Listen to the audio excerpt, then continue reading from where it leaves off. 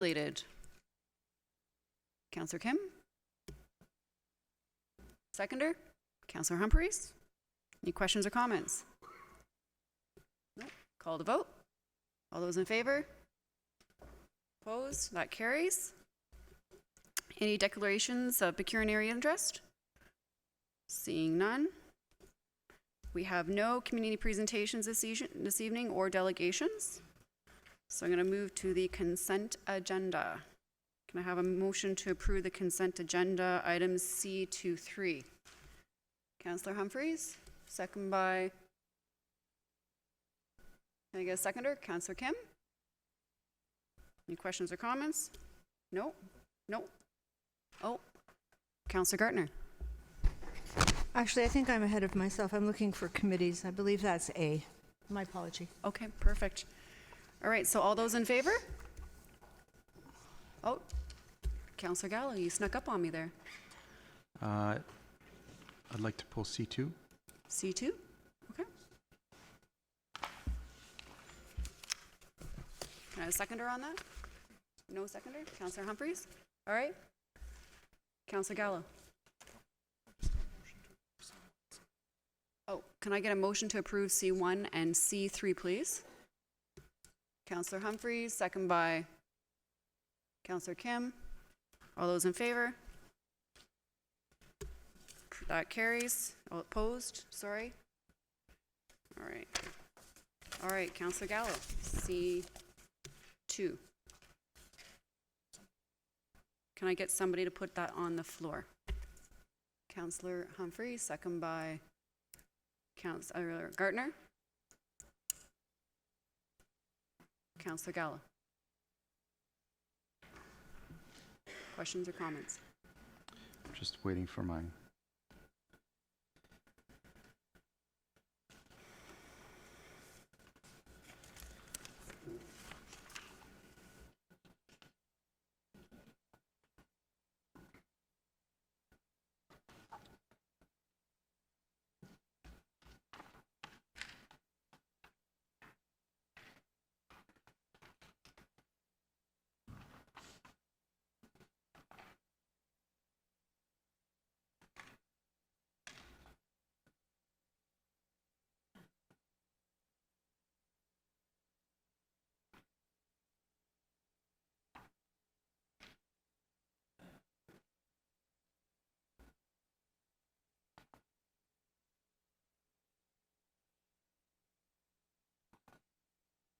Sorry, I'm just trying to find it.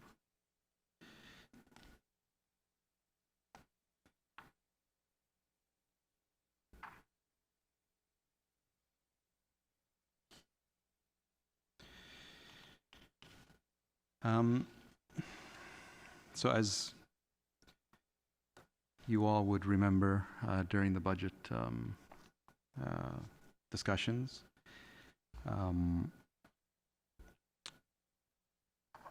we moved this on a temporary basis to get an additional report. And as I'm sure all of you recall, a lengthy part of the discussion was to, at least in my eyes, investigate whether there's any liability to the engineers or to the contractors for the damage that was done, or at least as the report indicates, the concrete wasn't to spec, the rebar wasn't sufficient, and a whole slew of problems. And as I'm sure all of you read the report, there is not one word identifying whether we looked at in 2005 when we identified after the first winter, if we could go back to the contractors, if we could go back to the engineers. Not one word in the report speaks to that. And I'm quite surprised no one else wanted to pull this item or realized it or wanted to even continue that discussion. Maybe I'm not so surprised. So I will not be supporting this. It just, to me, flies in the face of the discussion that we had at budget at why we were bringing this forward. And, you know, I can't sit here and approve $600,000 without someone telling me we tried to go after them. Someone made a mistake. Something that I can tell the taxpayers that I'm doing my job and being responsible to them, that at least we tried to recover something. What I have before me, and what it appears to be a unanimous decision because no one else pulled it, is let's spend another $600,000 and redo it, because it was wrong, and really either we couldn't waste the time or the effort to find out if anyone was liable. And I don't know about the rest of you, but I can't sit here and agree to that. Councillor Humphreys. Do you want to go first? To you, Madam Chair, thank you very much. And I can understand your frustration, Councillor Gallo. We followed this very closely last term. So from what I know, and I'm sure Mayor Maracas will be able to add a few more details because he's very passionate about what happened after this situation. We did want this skate park. It was very important, and it was delivered to our youth of our town and whoever wants to use it. We had a lot of issues with this particular supplier, vendor, and we did ask if there was anything we can do. And maybe through you, Madam Chair, if our solicitor would be able to add a few, if it's appropriate to add a few details, but it was a contract that was written, and unfortunately, we had, the way it was written, there was a clause that was not implemented there, a standard clause that had us, an opportunity for us to go back and do exactly that. I think we did try to go back and do what we could do. And we're here today. And we had this discussion quite a bit last term, and I believe Mayor Maracas actually put in a motion forward that all our contracts are standardized with that absolute, I believe, phrase or item area that says that we can go back and there is a warranty period, and there is an opportunity for us to go for penalties for our services not delivered as we anticipated. But at this point, administration has really caused us this really terrible problem, and I know that it's a really heavily used skate park. The youth are waiting for it. In fact, they're not using it anymore. They're going to Newmarket and other areas now. So it's quite a disappointment for everybody that this happened. So we're just in this situation. But I don't know if the solicitor can add her comments on what we did last term, if that's appropriate. Mm-hmm. You don't even remember? Mr. Sterrett? You weren't here? It was before you. Okay, well, maybe staff can look into what we did last time. But I know we did pursue, and we couldn't get very far. Mr. Nadarosny, would you be able to chime in on that at all? The only thing I would add is I did give a bit of an update in my last council memo to set the stage for this to come back. So I did explain that staff did look into the matter, and in essence, the sense was that we were outside of really any reasonable hope of getting a claim, successfully making a claim at this stage. Councillor Humphreys? That's fine. Councillor Gartner? Thank you. Well, I use this facility a lot, not the skateboard park, but the leisure complex, and it was very clear after that winter in 2015 that there was a problem with this. And I spoke to a lot of staff, and I think we addressed that. I spoke to this at the table as well. Nothing happened. So, unfortunately, we're in this really terrible position that if we want to have a skate park, we're going to have to spend this money. And I don't know if we can go back and investigate perhaps how staff could have taken different responsibility in 2015. Perhaps we should. Or I think it would have been 2016.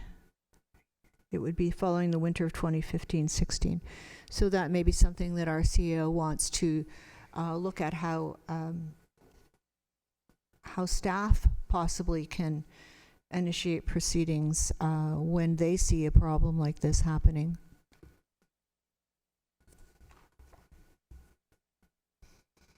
Mayor Marakis. Thank you, Madam Chair.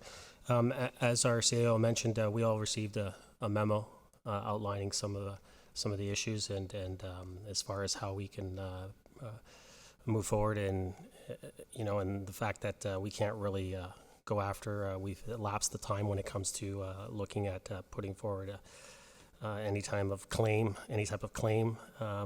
We did have some issues with the construction company that did the work there.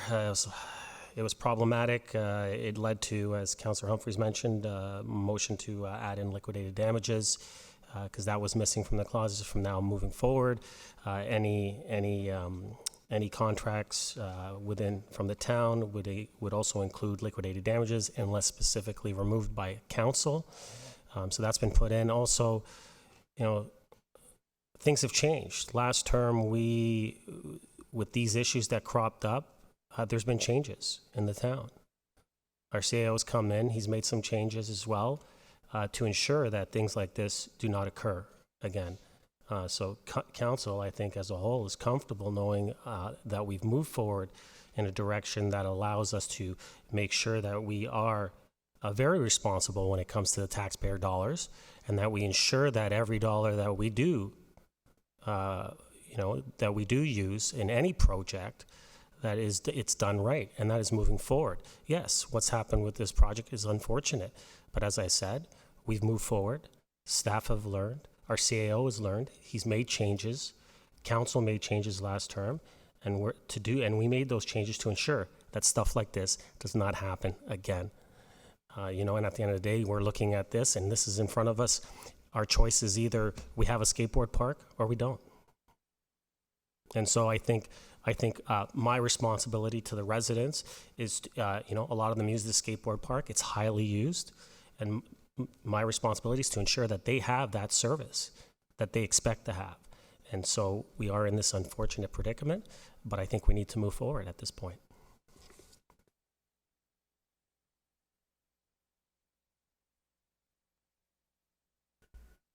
Councillor Gallo. Councillor Kim for the first time. Thank you, Madam Chair.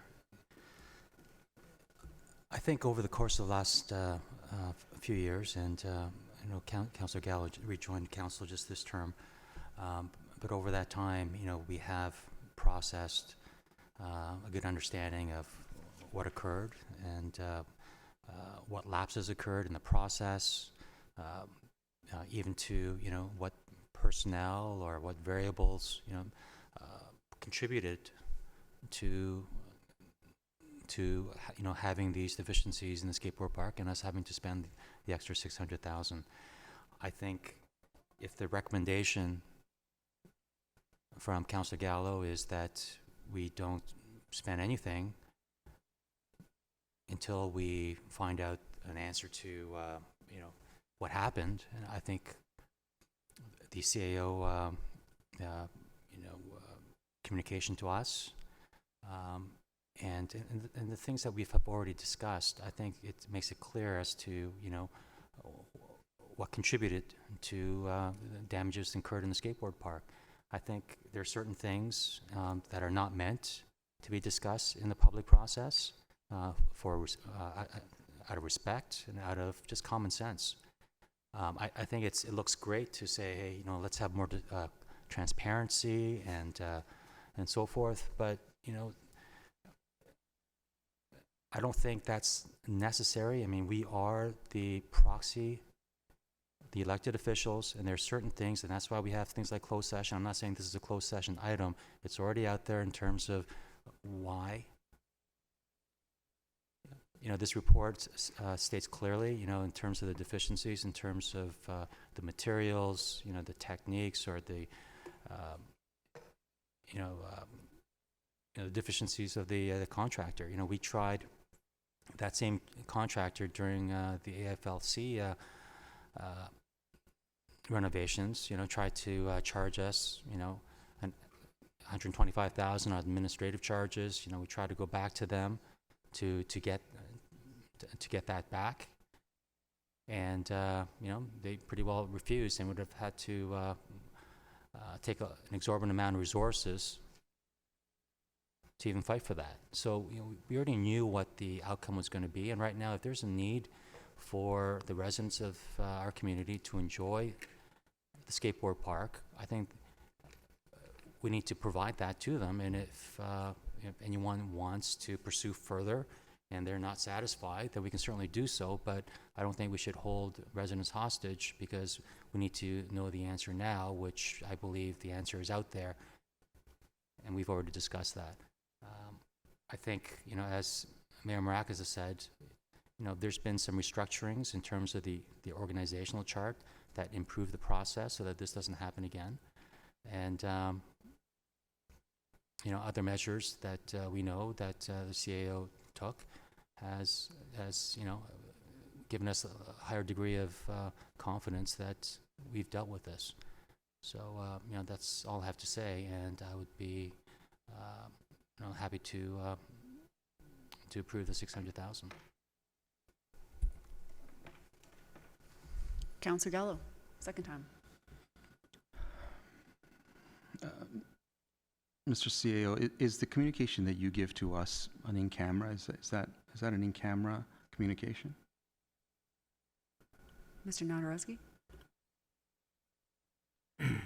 Through you, Madam Chair, the communication I'm speaking of is actually a confidential memo from the town solicitor to council on this matter, so it would be privileged. So it's an in-camera document? Correct, that memo is, yes. Can you point to an agenda that document was circulated on? Mr. Nadarowski? Through you, Madam Chair, no, as was explained, it wasn't on an agenda because there was no action. We gave it as a memo to council to inform that staff had looked into it in anticipation of this item coming before council. Councillor Gallo? My issue is that these reports are for our benefit to help us make decisions, but they're also for the benefit of the community. And when we leave out, and this is what I said initially, when we leave out a big piece to me, particularly when we discussed it over the budget discussions that are not part of the public record, I have a problem with that. Surely we could have somehow summarized in a paragraph the discussions that we had at this table right now in the report. Someone chose not to for whatever reason. And it's, in my view, a disservice to the residents when we do that. Don't you think anyone is asking, did you try to go after the contractors, the engineers, the whoever? Is there a public explanation to anyone? I don't see it. And if there's a previous report from it, perhaps it should have been linked. There was a lengthy discussion at the budget. When this was going to come back to us, I expected that part to be there, and it's not, and that's my issue. I'm not trying to remove a service from the community. I'm simply bringing up the issue that, and it's great that we've resolved it and it won't happen again. But the report doesn't speak to the steps that we took in order to fix this. It doesn't speak to it at all. And it's a $600,000 error, and I don't take that lightly. Mayor Maracas? Thank you, Madam Chair. I don't think any of us take it lightly, a $600,000 error. I don't think there's one person around this table that takes it lightly. But at the end of the day, we do know what happened. If you want a simple explanation, Councillor Gallo, I'll give it to you. Shoddy workmanship. Point of order. Can we have some decorum in the council chambers? Thank you. Thank you, Madam Chair. We know what happened. Shoddy workmanship. We knew that when it was happening, we tried to pursue avenues to make sure to hold them accountable. The skateboard park questions were brought up. We looked into it. You're not going to do a hydrological analysis of it because of a few cracks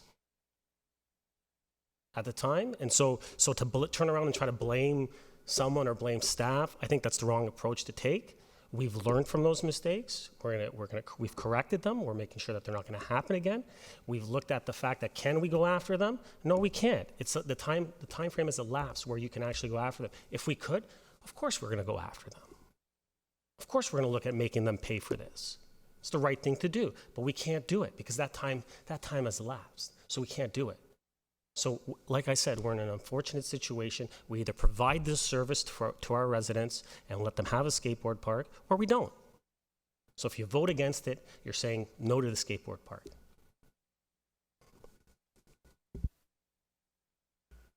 Councillor Gartner.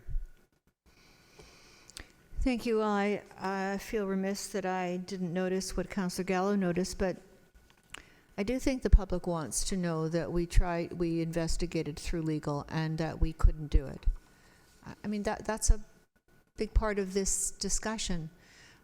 So that should be added to the report, and perhaps it can be added for next week. Of course, we have to be careful about confidential information from legal, but I think there could have been, I don't know, Mr. CEO, a paragraph so the public would at least know that we tried to go through the legal avenue and we couldn't. Because it is just missing from here.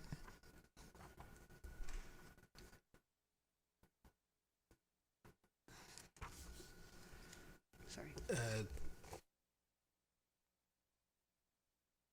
We thought that the comprehensive memo from our town solicitor clarified, and if that's all we were trying to do is provide that context, because it is otherwise a closed session item. It's involving litigation.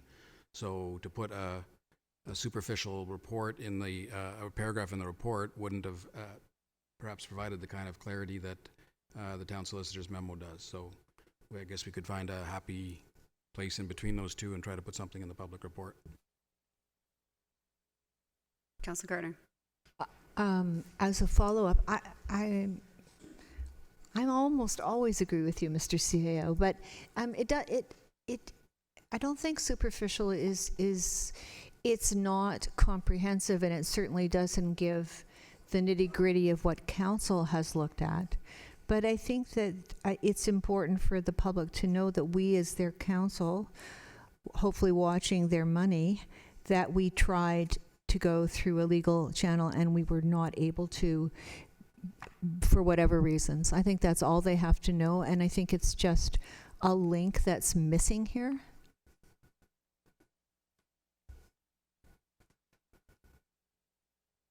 If I can just say a couple words. It's unfortunate what happened. We've learned from the past. This was a very comprehensive report. I loved learning everything about it and understanding where the flaws were. However, there has been a lot of changes that we've learned from to move forward with Mayor Marax's motion and putting that clause in. It's the first thing I had asked offline was, what was the legal negligence that we could do, and kind of learned where we've started and where we've come from.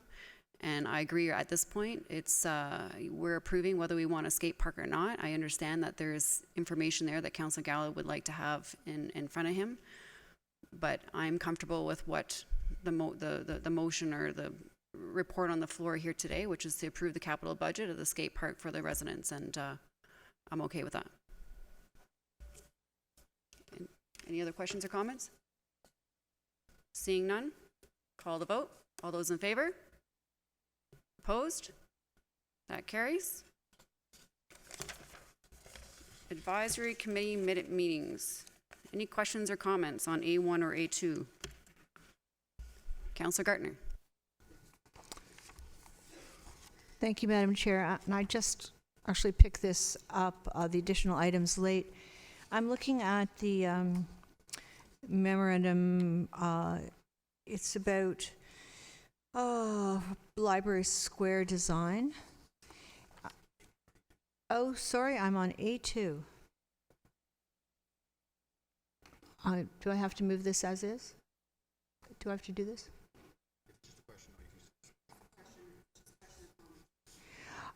Just a question or comment, you can comment. So I was hoping to go to this meeting. I wasn't able to attend. I'm looking at the comments on 5 of 5.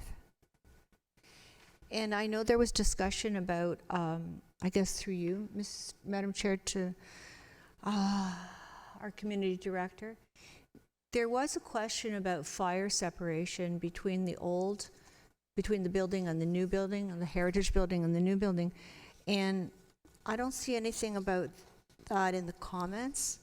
And I'm sure that it has to be done according to protocol to protect the heritage structure. But would you just be able to speak to that? Ms. McDougall? Through you, Madam Chair, certainly. With regards to the comments that were raised during the meeting, the staff and the consultants at certain points address them on site. But additionally, I'll ensure that they are in a report coming to council in July.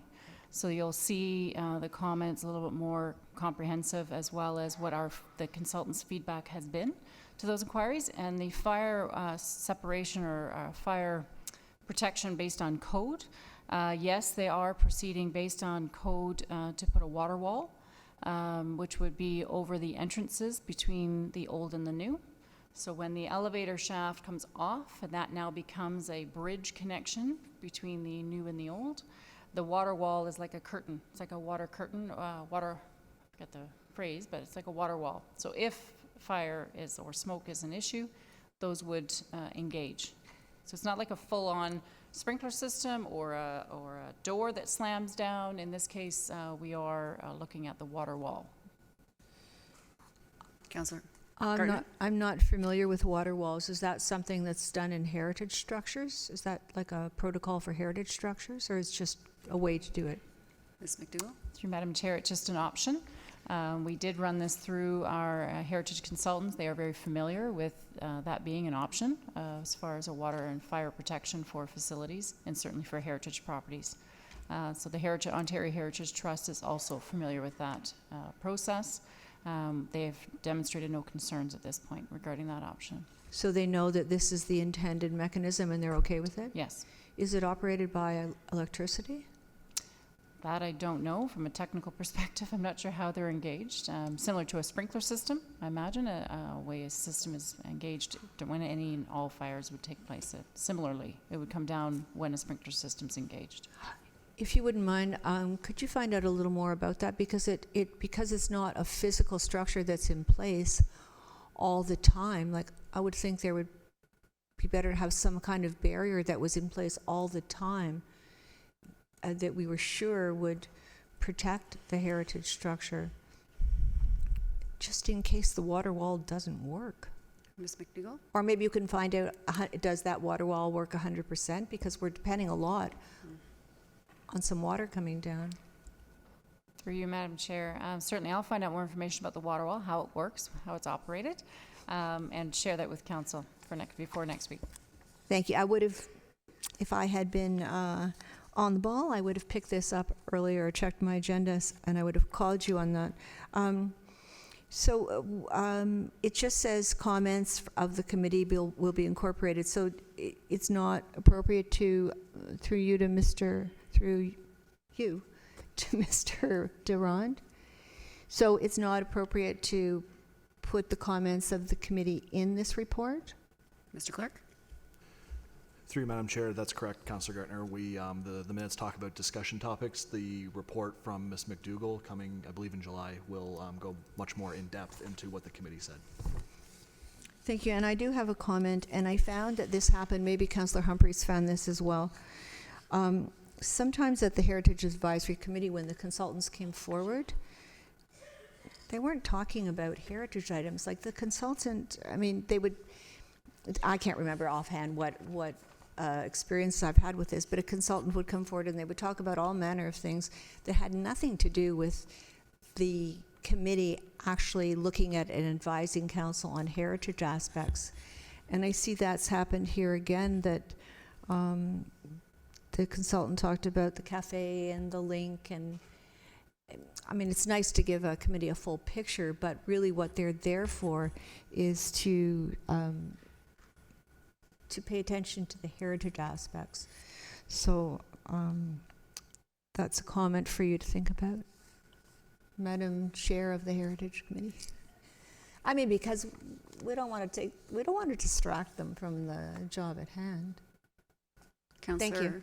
Councillor Humphreys? Thank you, Madam Chair. And just to Councillor Gartner's comments, yeah, they did provide a fulsome report that evening, and I think it was really well received. We may have veered a little bit away because there were questions that come up, and sometimes, we try to stay focused, but, what about the cafe? But overall, I think it was very much focused on heritage from my perspective.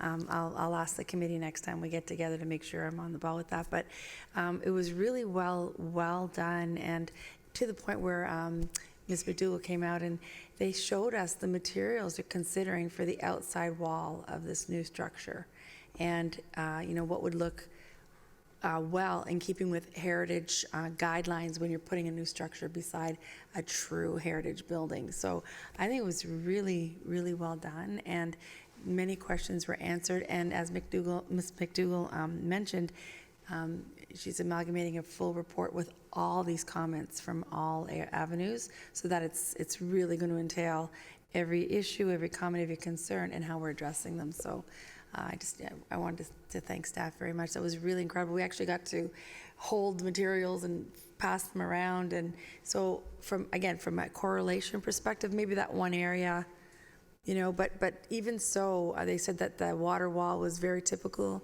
use, and they want to use it in terms of actual keeping the heritage safe of any damages whatsoever. Like, that would keep smoke damages out, it would keep the fire out, and this area you wouldn't have sprinklers going off, because that actually ruins some of the artifacts and storages. So it really stops all that from happening in the heritage building while this fire is happening over here. So that's what I heard that evening. But yeah, I think it was well done, and I think sometimes we do veer off a little bit, but overall it was quite focused, I thought, anyway.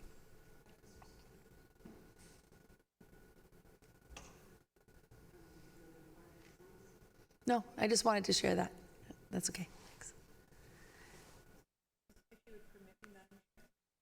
Did it require a response? Okay. Let's Mayor Maracas. Thank you, Madam Chair. And off topic, Councillor, I think we should stop using the word amalgamation at this table when we're discussing any items. But no, I was sitting at that meeting, and it was great to have those materials there. It gave everyone an opportunity to actually see them, feel them, touch them, get a sense of what what we're actually proposing. So that was an excellent part of it. But a lot of the conversation, I think the majority of the committee liked the fact that the consultants and the architects listened to them the last time and took some of their comments and concerns and actually did make some changes, and so they were pretty pleased that they were heard. And that those changes were made, and they were actually quite pleased with the way it was being presented, how it's complementing the heritage building, the protections being put in place for the heritage building, and I think that overall the committee was very, very pleased in moving forward, and they're pretty excited about this project. So, I think that they're looking forward to continuing to be involved in this process, and looking forward to when those shovels go on the ground. Councillor Gartner. Thank you, Madam Chair. Having been the chair of this committee for 4 years, I feel very strongly about this. The Heritage Committee is there to discuss heritage issues and not to get off track on anything else. And of course, the building materials, that's a fantastic thing to show the committee. And to talk about the fire separation, those are heritage issues. And I've seen committees get off on another track. It happened when we were doing the United Church and the retirement home presentation. So I feel very strongly about this. The Heritage Committee is there to comment on heritage matters, and that's what they should be doing, and that's what staff should be facilitating. Mayor Maracus. Thank you, Madam Chair. And as I said, I sat in on that meeting, and I don't believe anyone was going off track. I believe that they were dealing with the heritage aspects of it specifically. I thought it was a great meeting.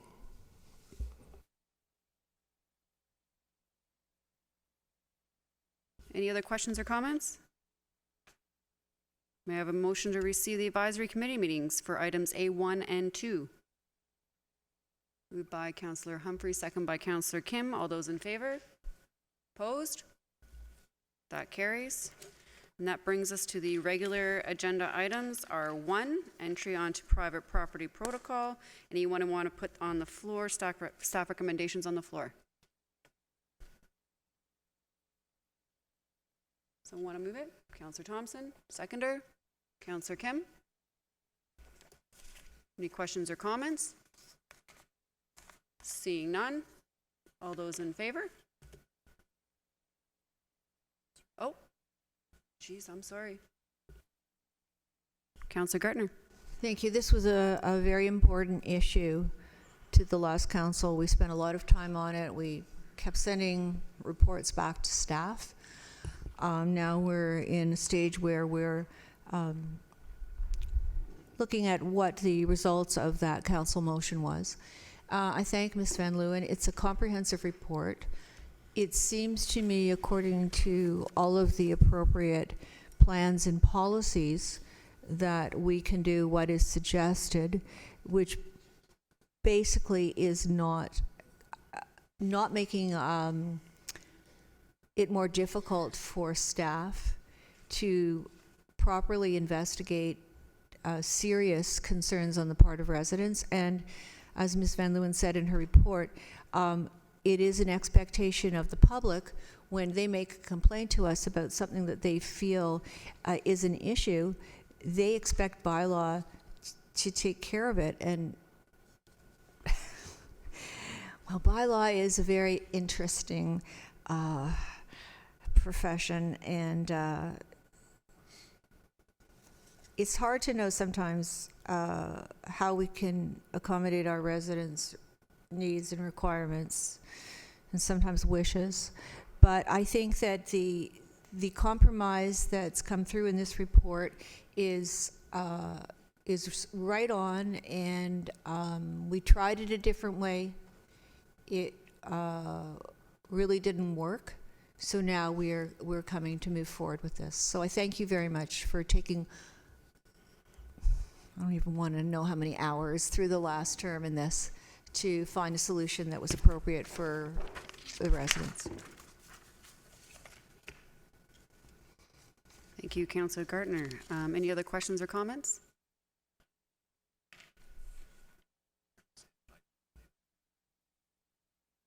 Mayor Maracus. No, you're fine. Councillor Gallo. On page 4, under noise complaint, if the officers did have access to the backyard, if there's someone playing extensive or loud music, what could they do if they do? It's very clear that it's happening. If they were to be able to go back there, what tools do they have to be able to stop the noise? To Ms. Van Leeuwen. Ms. Van Leeuwen. Through you, Madam Chair, we would start with an education campaign and inform them of what our bylaw says. We would provide them with the bylaw itself.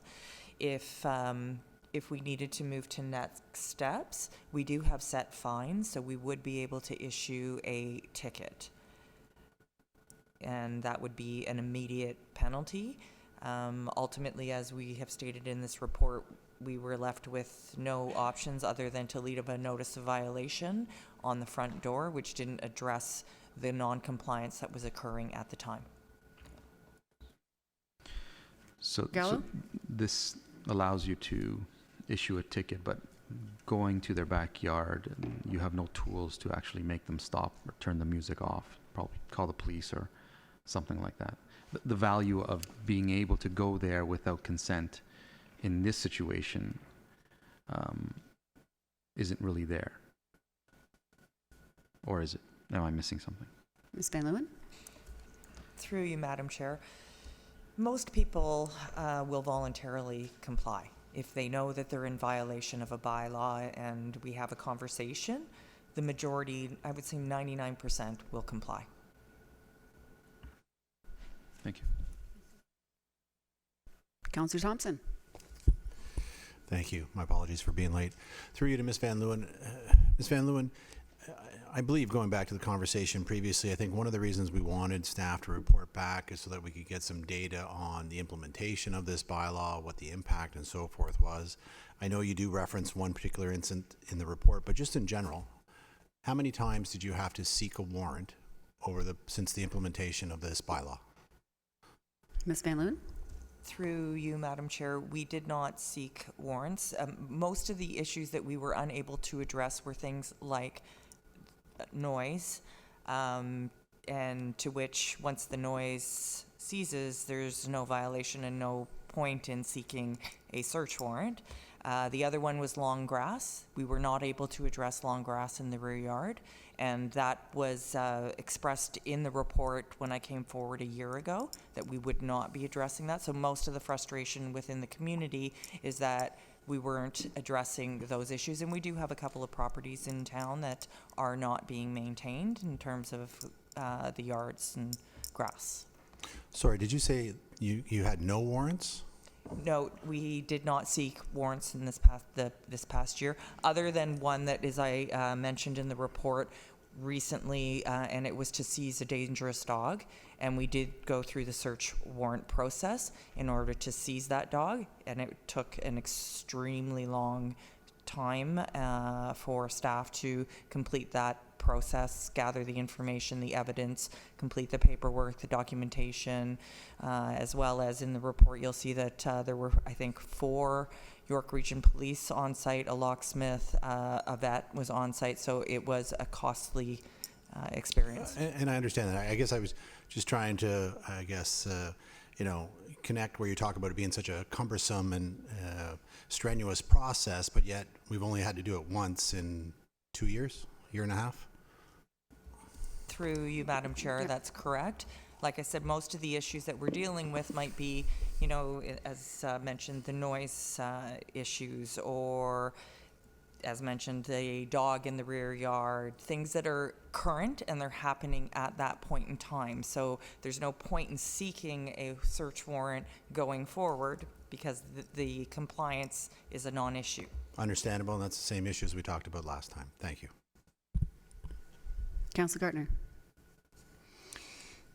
Thank you. It's not a question, it's a comment on page 5. It's the second paragraph, and talking about power of entry into dwelling units.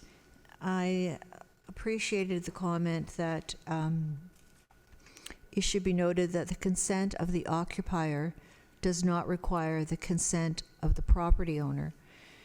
And this is intended to provide occupiers with the ability to ensure their living conditions meet regulatory standards. And to me, that is a protection for renters. And I'm very glad to see that. Thank you. And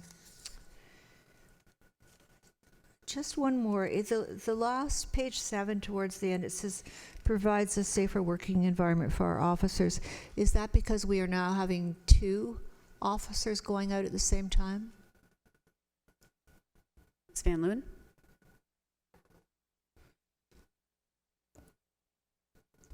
Through you, Madam Chair, yes. So they would be consulting with the manager, there'd be notices, and they may, depending on the situation, then they would have a second officer attend as well.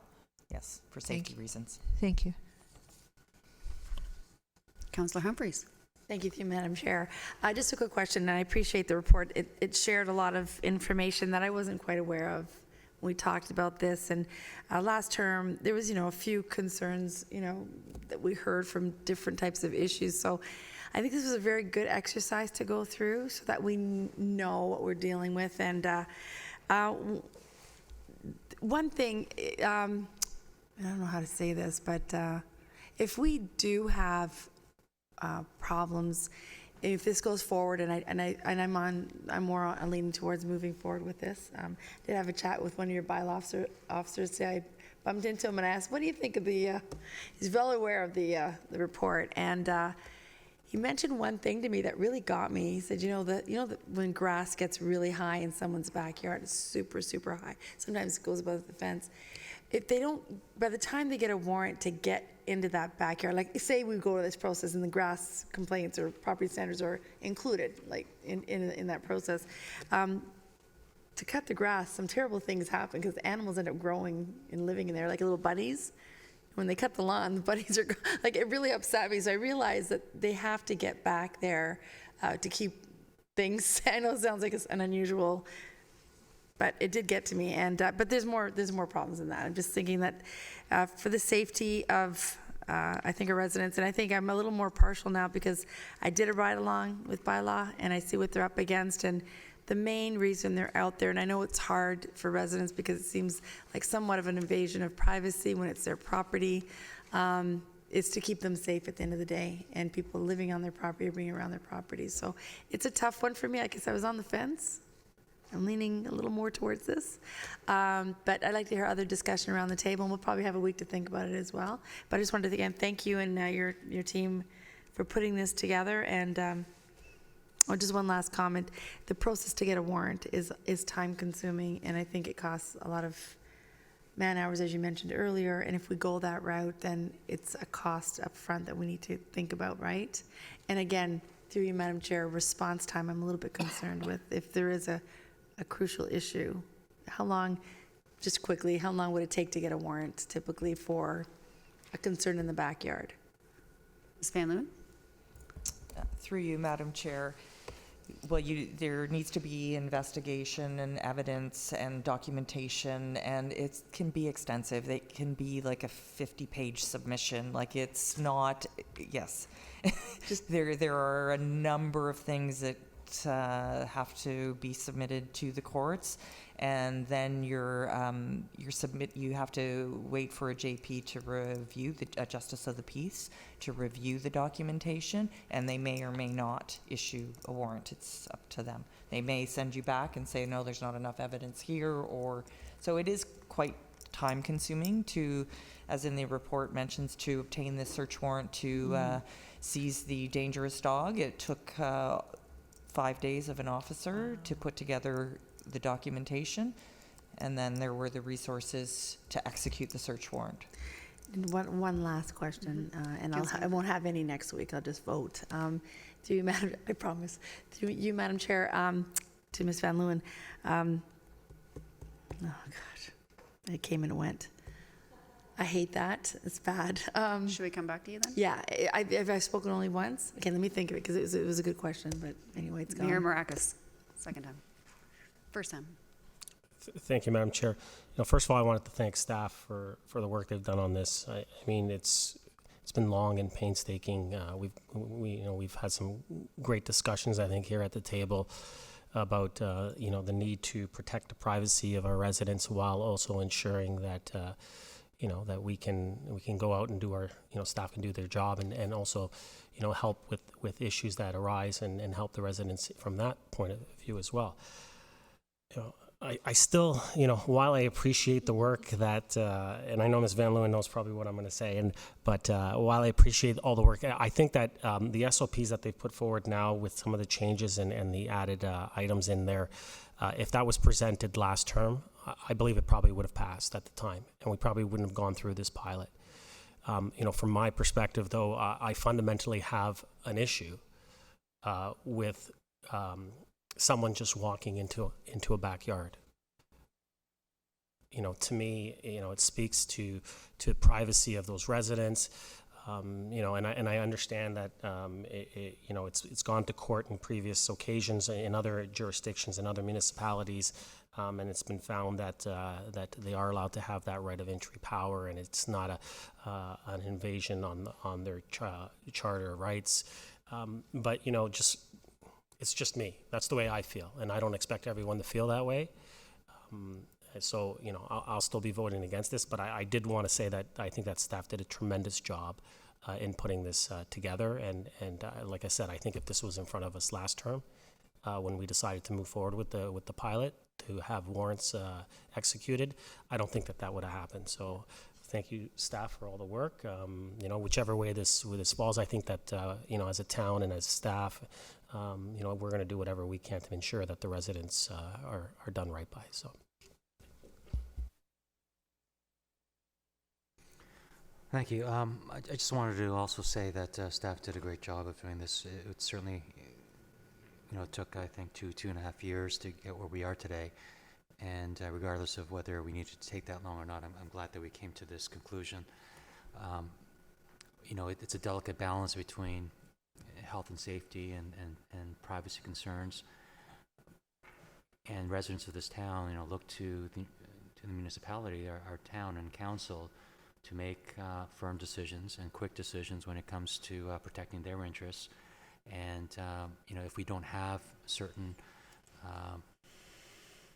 authorization or procedures in place so that our bylaw officers can do their jobs, it does compromise the ability for many to enjoy their properties and enjoy the town. So I think it strikes the right balance,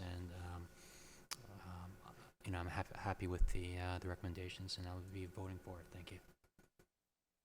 Thank you, Councillor Kim. Any other questions or comments? I just have a quick comment. Want to say thank you for the report as well, and I had the opportunity to actually do a day with Bylaw, which was really great, and I learned a lot from that, and really opened my eyes of what you guys do. So it's a lot of work. Things change all the time. There are certain things that are repetitive. Property standards is a real, I guess, thorn in people's side as far as the long grass and whatnot. I think the report you brought forward has a great balance, and you're very specific on the procedure, and I think that's really what we're all looking for, is that procedure of entering a backyard when you are considering public health and safety and whether or not people are put at risk. And I think that what you presented today is reflects what we're looking for. So thank you very much. All right, so having said that, any other questions or comments? Nope. Call the vote. All those in favor? Those opposed? That carries. All right, so on to item number 2, the operating capital budget development direction. We have a presentation from Mr. Gartner, Manager Financial Planning. Please come to the podium. How many minutes? You have 10 minutes. 10 minutes.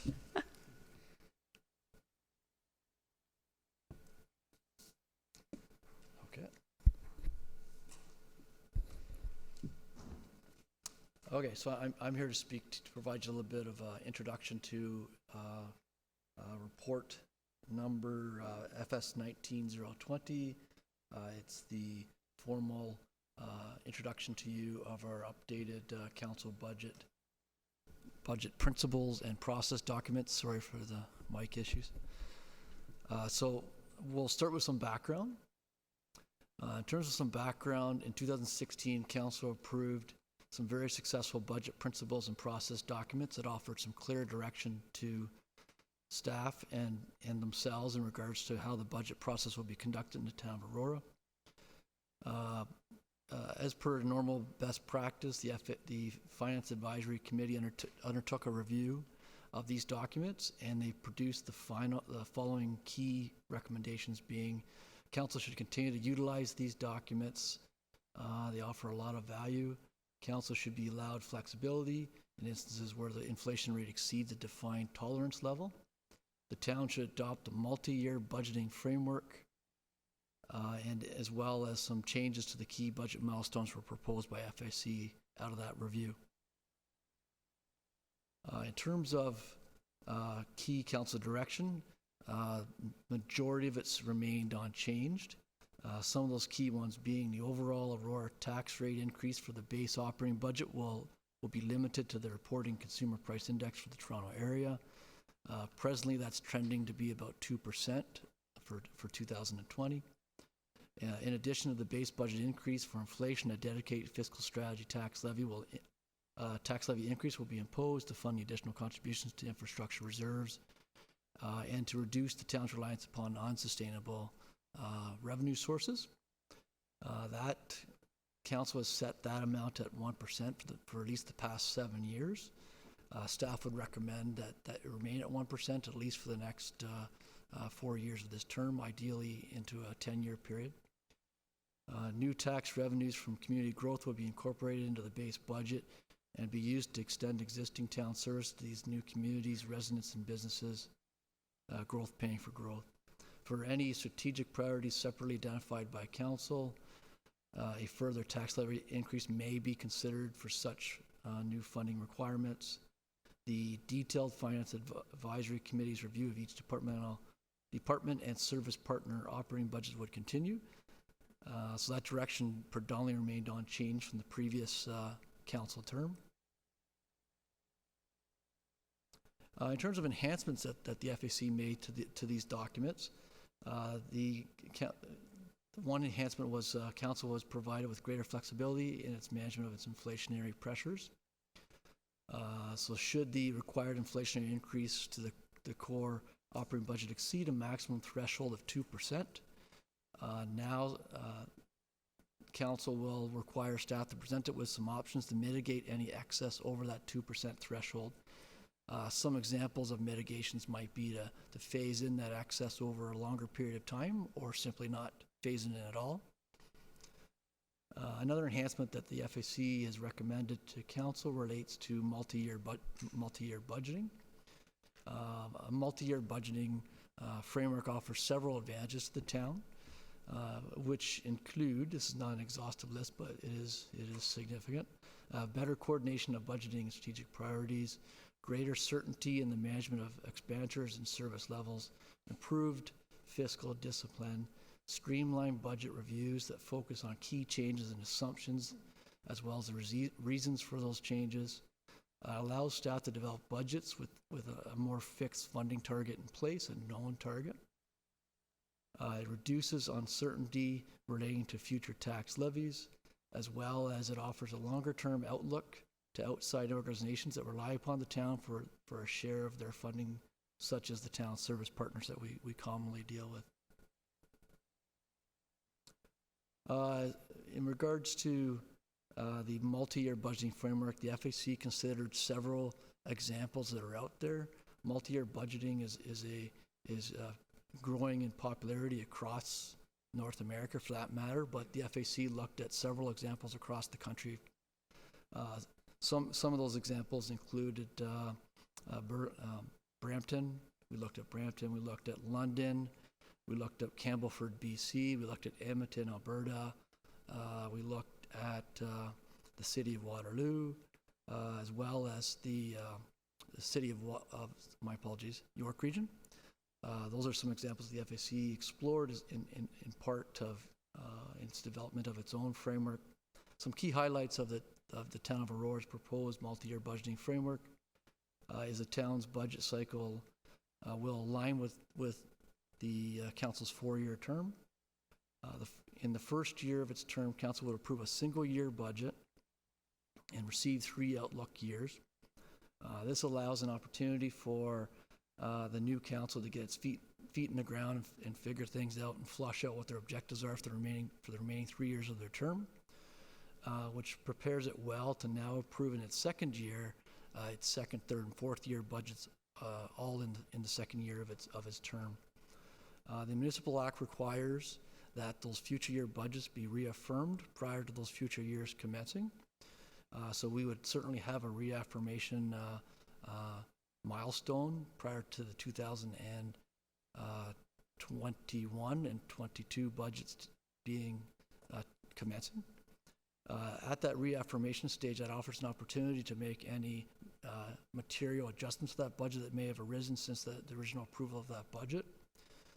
So that opportunity does continue to exist in that regard. Some other key budget milestones that were highlighted in this directional document relate to the ongoing reviews by FAC, a June public stakeholder consultation, which we just had tonight, a July budget committee meeting where the 10-year capital plan will be reviewed and received, as well as the repair and replacement plan for 2020 will be reviewed and hopefully approved. That has recently been scheduled for July the 18th. And then we'll have an October series of budget committees that focus on the review and approval of the town's capital growth anew and studies and other plans. And finally, in November to December, we'll have a series of budget committees that focus on our multi-year operating budget covering the periods of 2020, 21, and 22. And then for years 3 and 4, over the course of November to December, predominantly we'll focus on year 3s and 4s, the 2021 and 22 budget reaffirmations, where much less work will hopefully be required in those 2 years on both councils and staff's behalfs. A lot of the details of our multi-year budget in terms of what will be presented to the budget committee, we're right now in the process of staff working with the FEC to flush out what that will include, but that will certainly be finalized shortly. And other than that, I think we're ready to take some questions.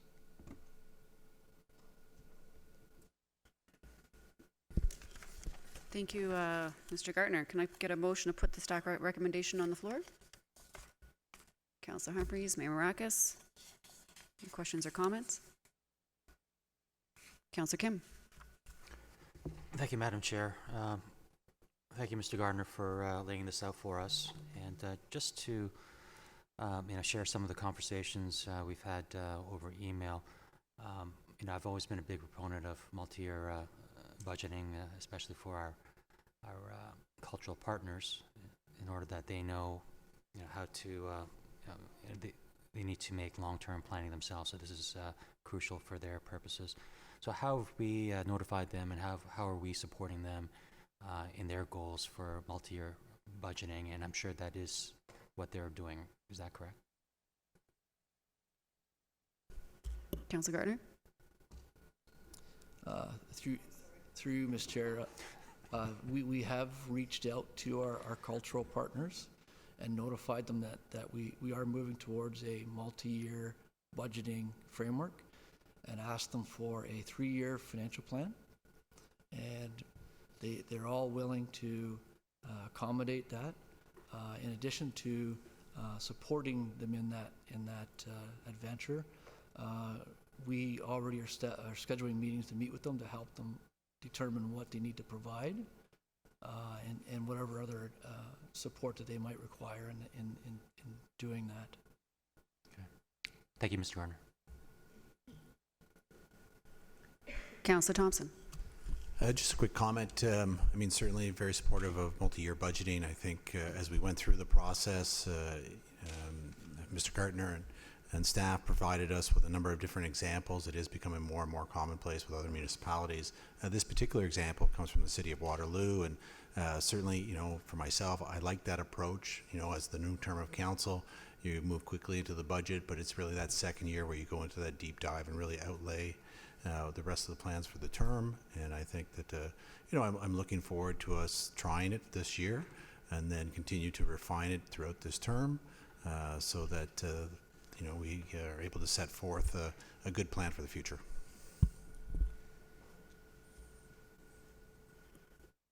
Councillor Gartner. Thank you there's 2 excellent reports on the agenda tonight.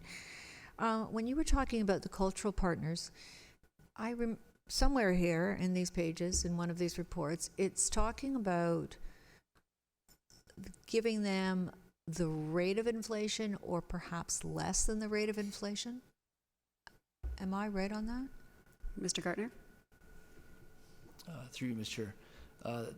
Generally what that principle is getting at is when the budget committee or council is in a position to do so, it would share with the cultural partners what is its expectations are in terms of increases. So that might be inflation, that might be something less than inflation.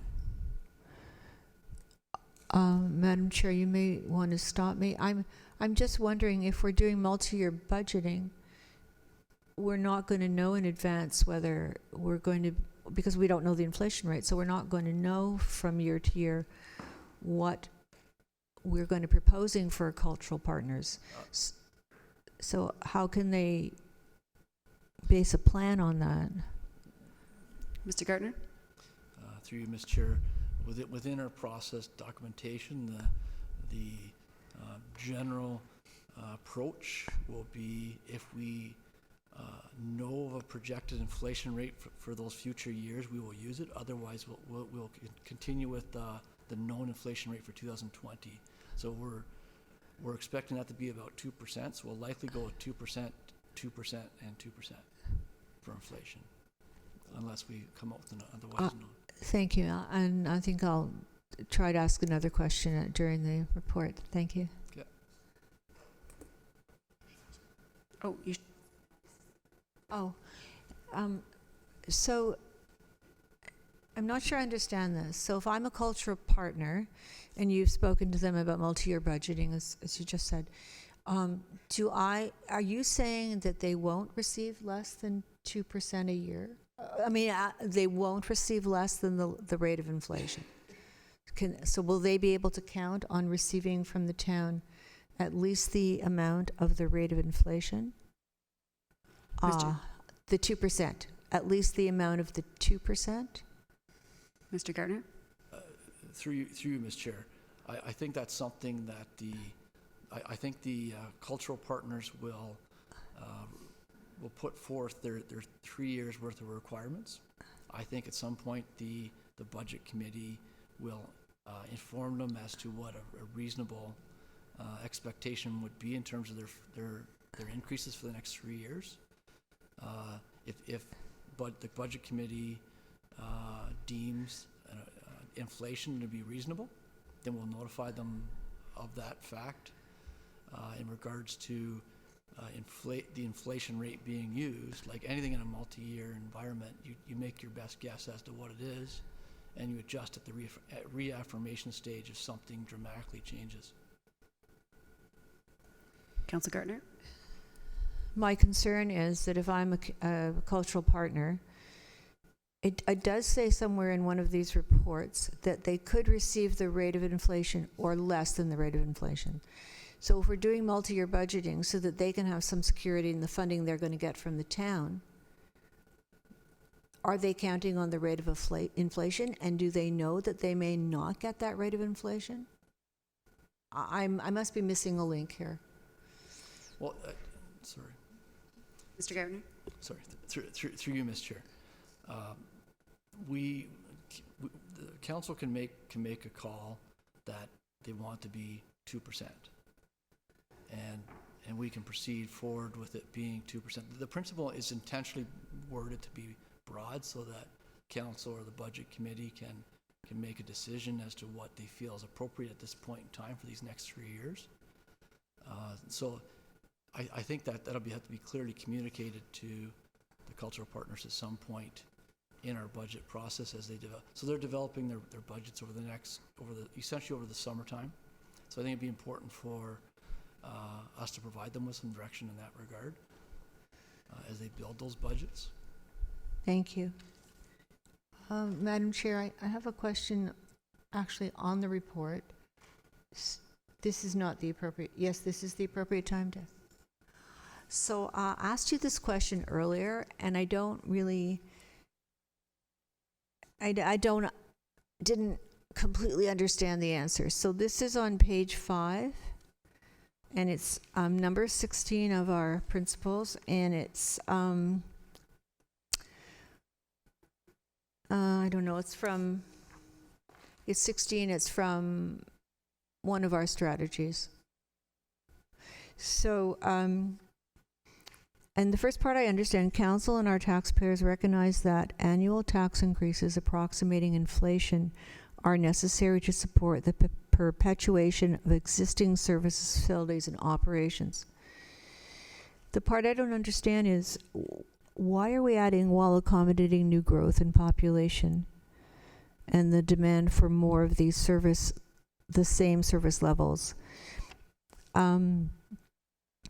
Because aren't we using the supplementary taxes that we receive to accommodate these new residents? Aren't we using those so that we can keep our service levels at the same level for these new residents? Mr. Gartner? Through you, Mr. We certainly have a principle that growth pays for growth.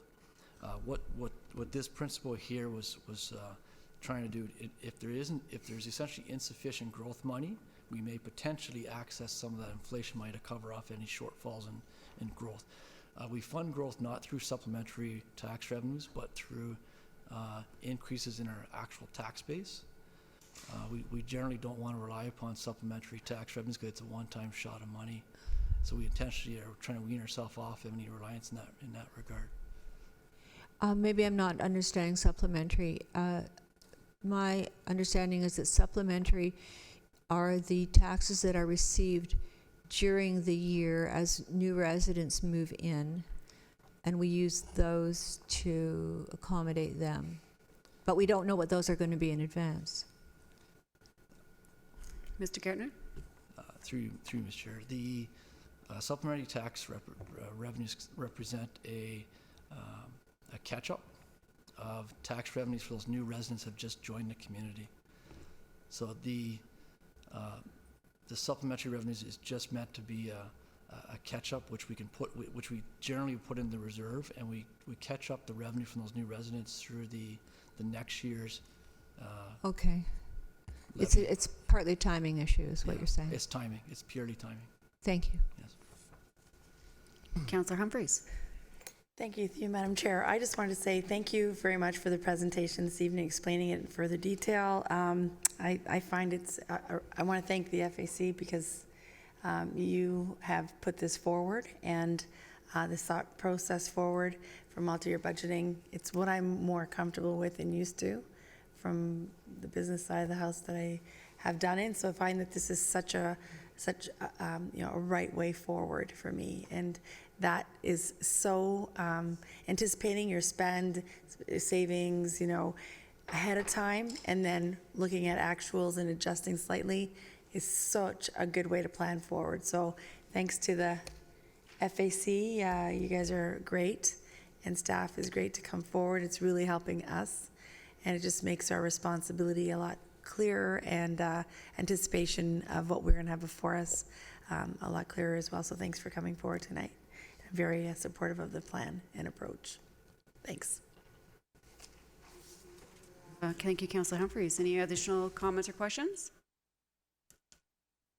Seeing none, call the vote. All those in favor? Opposed? That carries. All right, so we have another presentation for item R4, and I was hoping we could agree to push that up ahead of R3. Is council okay with that? We're okay with that? Yeah? Yeah, okay. So we're going to deal with the Energy Conservation and Demand Management Plan Update, R4, and we have Miss, who's presenting? Oh, it's not Anka?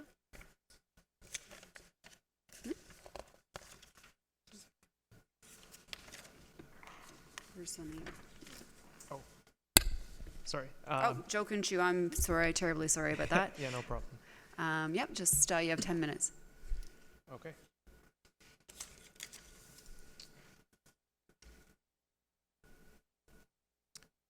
Good evening, everyone.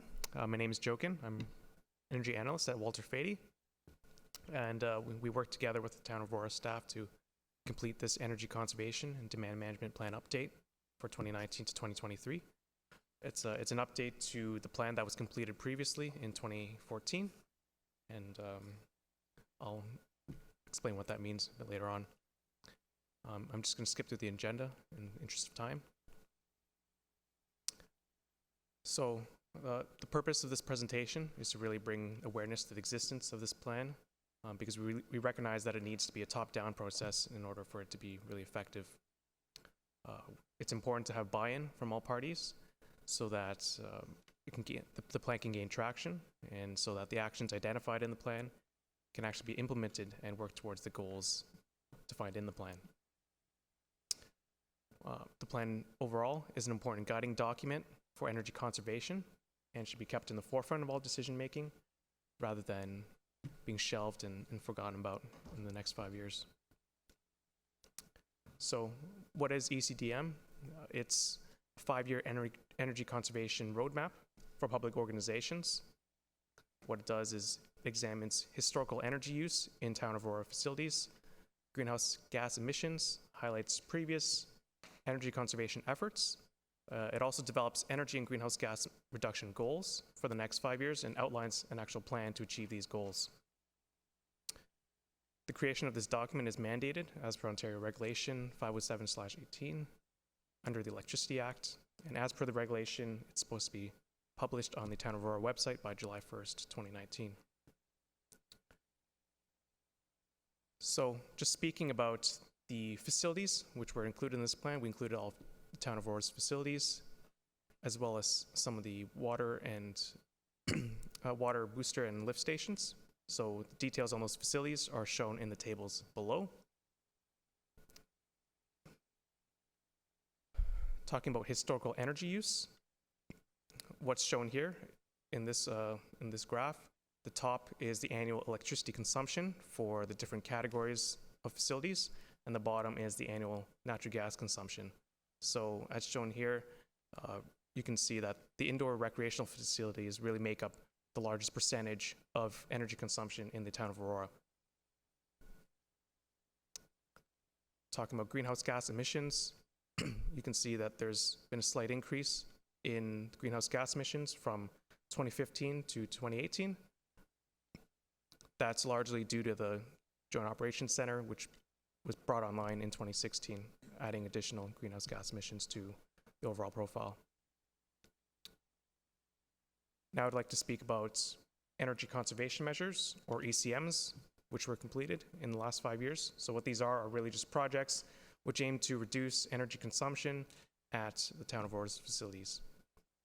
So the table below describes all the measures which were implemented in the past 5 years, the year they were completed, and some estimates on the electricity and natural gas savings and implementation costs.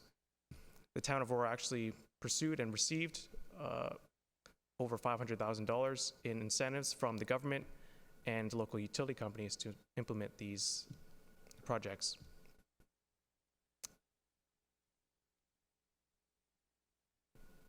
The town of Aurora had a number of energy audit reports completed by a separate engineering consulting firm in 2017, which identified a number of energy conservation measures that they could potentially pursue. And so this table really highlights the ECMs, which the town of Aurora has already planned to implement in the next 5 years. The electricity and natural gas savings, as well as implementation costs, are straight from those energy audits. We reviewed the audits in more detail, and working with staff, we came up with additional measures which we thought would be good to recommend to implement over the next 5 years as well. And again, the electricity, natural gas savings, and estimated capital costs are straight from those energy audits. To implement all the ECMs identified in the previous 2 slides, the energy audits estimated that it would cost approximately $628,000 over the next 5 years. And I'll come back to this point later on. Moving briefly away from the facilities, I just want to speak to the fleet a little bit. Over the past year, the town of Aurora fleet traveled a total distance of 423,000 kilometers and consumed approximately 200,000 liters of fuel, making an average fuel efficiency of 46 liters per 100 kilometers. We believe this to be slightly poor and could be due to a number of factors, such as poor driving habits by the drivers and operators, or just slightly inefficient types of vehicles in the fleet, or idling of the vehicles. And so to reduce this, Some strategies that could be implemented are implementing an anti-idling policy, implementing some driver and operator training to improve driving habits, or look at the possibility of replacing vehicles with electric or hybrid vehicles as they need to be replaced. I just want to talk a little bit more about the ECDM plan that was completed in 2014. So as a result of that plan, there were a number of actions that came out of it. And this just speaks to the status of those actions. Ones which were not addressed were recommendations which had a lack of resources to pursue at the time, and items which were not financially feasible had a return on investment of greater than 10 years. Now I'd like to speak a little bit about the current targets that we've set in the current ECDM plan. So the top table shows the electricity consumption, natural gas consumption, and greenhouse gas emissions for Town of Aurora facilities in 2018. And that's the total is shown on the far right-hand column. The table below shows estimated electricity consumption reduction, natural gas consumption reduction, and greenhouse gas emissions reduction that are estimated from implementing the ECMs I described previously. And again, you can see the total estimated implementation cost is approximately $628,000. Implementing these ECMs is expected to reduce the electricity consumption by 10.5%, natural gas consumption by 9.7%, and greenhouse gas emissions by 15.9%. And the importance of this really is, for example, if nothing was done and the electricity and natural gas consumption stayed the same from 2018 to 5 years from now, due to escalating utility costs and inflation, you would be paying approximately $150,000 more for the same amount of energy consumed. And so that's why it's very valuable to invest in energy efficiency and energy conservation projects.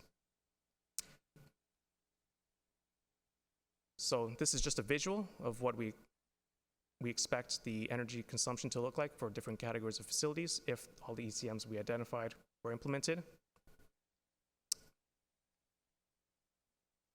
And finally, I just want to touch upon what we call the steering committee. It's something that we're proposing to be created with the Town of Aurora staff. And really the purpose of this committee is to ensure the successful implementation of the ECDM plan. And it will be made up of individuals in the following roles. So it's going to be led by the Energy and Climate Change Analyst, which was hired recently, but it will also require inputs from individuals in the following departments. Speaking to what strategies they may consider looking at over the next 5 years.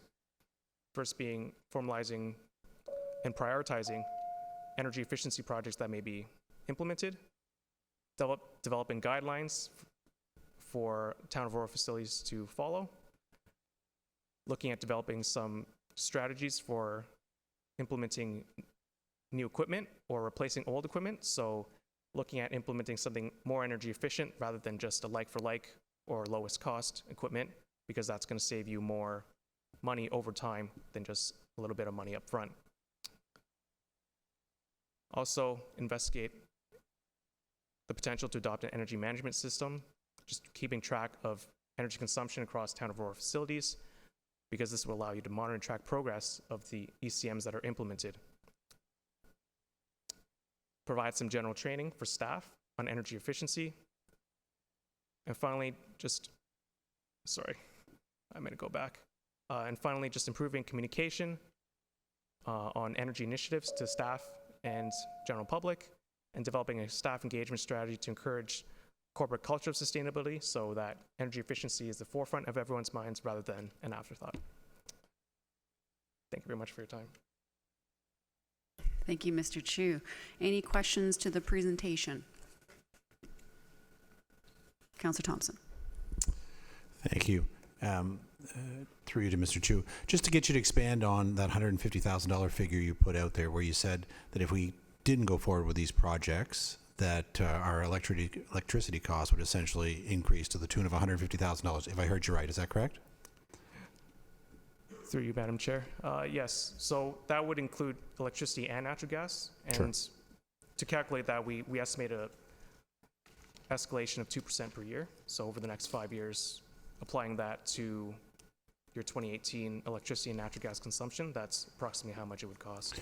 So if we said that the total cost of these projects is $628,842, yet looking down the road, we would save $150,000 annually, you could essentially say that it's about a 5-year payback on the investment?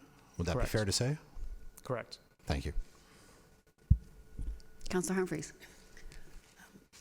Thank you, through you, Madam Chair, and thank you very much for the presentation this evening. I think, I really like what we've done in the past, and I'm really looking forward to what we can do in the future to really get to some of the contribution we need to make as a town. In terms of the steering committee, I think that's a great suggestion. We did have an environmental committee. We have a larger group now. So this committee, though, will be comprised of only town staff in your mind? To you, Madam Chair. Mr. Chu? Through you, Madam Chair. Correct. Through discussion with town staff, that's what we envision this committee to look like. Perfect. Through you, do you know how we as a town compare to other municipalities in terms of our contribution in the past and moving forward? Are we doing okay, or I don't know. I hope we are. Do you know from your perspective? Mr. Chu? Through you, Madam Chair. I would say we've worked with several other clients, and we reviewed other townships' ECDM plans, and I would say not particularly worse or particularly very much better. Somewhere in the I middle? would say, close to the median or the average, I would say. Perfect. So I'm looking forward to being at the other end of doing a good job. I know our staff can absolutely do it, and with these guidelines, we can get there. So thanks very much. Thank you. Councillor Gartner. Thank you.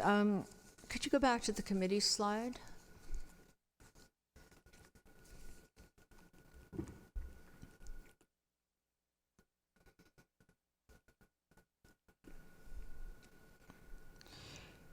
So this is going to be comprised of, do we have an energy and climate change analyst? Are we going to have an energy and climate change analyst through Mr. you, Waters? Madam Chair? Through Madam Chairman, yes, we do. However, that position is currently vacant at the moment. We have recently hired an individual which will be coming on board very shortly. Mr. Gardner? Thank you. So, Councillor Gardner? thank you. I'm not in drag. So we have an expert who's at the top of the chain, who's working with all of our different staff. So communications is easy. Procurement, we're looking into green procurement or procurement of very energy efficient Mr. Chu? equipment for our facilities. Is that what that person on that? Are these oversight, or are they actually going to be working to make this happen? So what we envision is that the energy and climate change analyst will be responsible for all these actions, but they would receive some input and some insight and expertise from individuals in these departments. Okay, so hopefully this energy and climate change analyst is very knowledgeable and experienced. Thank you. And the one on the steering committee that I wrote down was general. It's not this slide. Was general training for staff, and the other part is tracking. Because if we're not tracking, then there's really no point. We need to know what we're doing right and what we're doing wrong, and if we're on target. Are we going to be we're going to be setting targets? Yeah, there are targets set out in the ECDM plan, and that's what I spoke So you've to. already set the targets. Yeah, but the energy and climate change analyst will be responsible for tracking and ensuring the targets are met. And have you got a methodology in here for the tracking? Yeah, that methodology is described more in detail. We actually created a report that we submitted to the staff, a full report and a plan, and so that's in the appendices of that plan. Thank you. So that isn't something that I read in this report that I have? Yeah. No, Correct. I haven't read it. It's somewhere else. Sorry, it's in So it's in staff's hands, is what you're saying? correct. Yes. Okay. Well, it's I mean, not only is it going to save us money, but we're also going to be doing the right thing by way of the environment. So thank you for your work. Mayor Marakis. Thank you, Madam Chair. Through you to Mr. Chu. Mr. Chu, on table 4, the completed ECM summary table, I think it's on page 5. Yeah. And speaking specifically to tracking, I'm just wondering, how come we don't have any electricity savings numbers for the 3 projects in 2014 that were completed? So all the information was provided to us by town staff, and there could be a number of reasons where that information is not available. A lot of times, if it's seen to be a good project, it will just go ahead with the implementation. And a lot of times where you actually know that the electricity savings or natural gas savings is because you've done some sort of engineering study beforehand to estimate what that might be.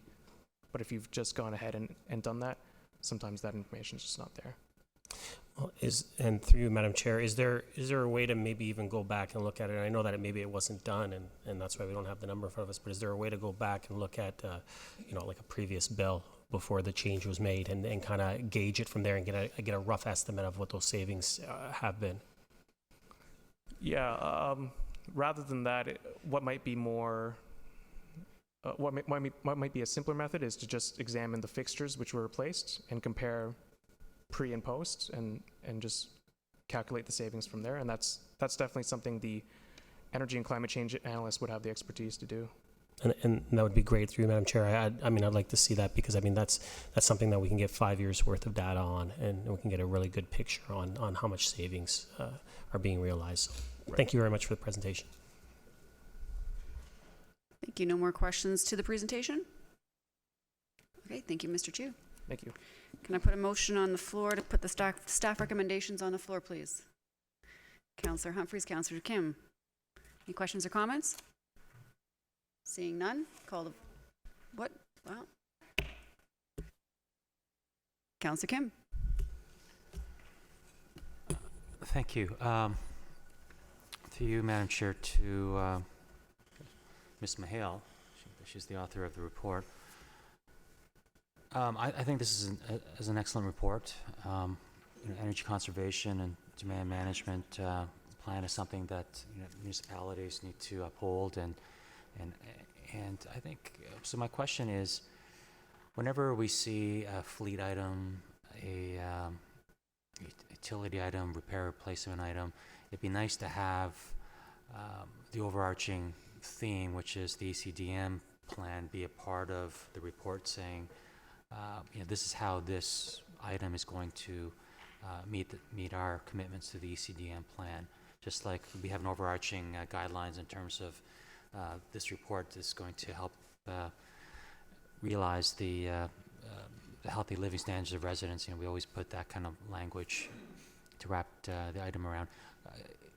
Is that within the plan in future, that when a report comes to us, we can have something like that, or is that something that we can have in future reports regarding these items, so that it's front and center of our minds as well as staff, so it's a constant theme throughout?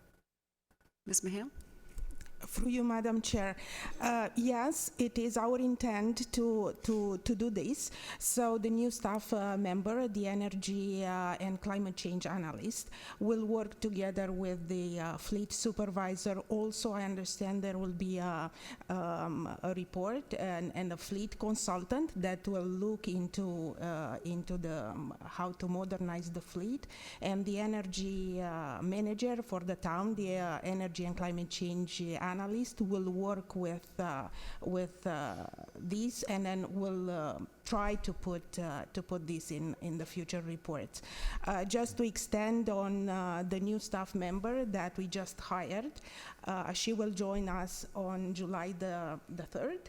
She comes from Infrastructure Ontario. She's a certified energy manager, and she was in charge of energy management, conservation measures, water conservation, and climate change program for Ontario's infrastructure and real estate.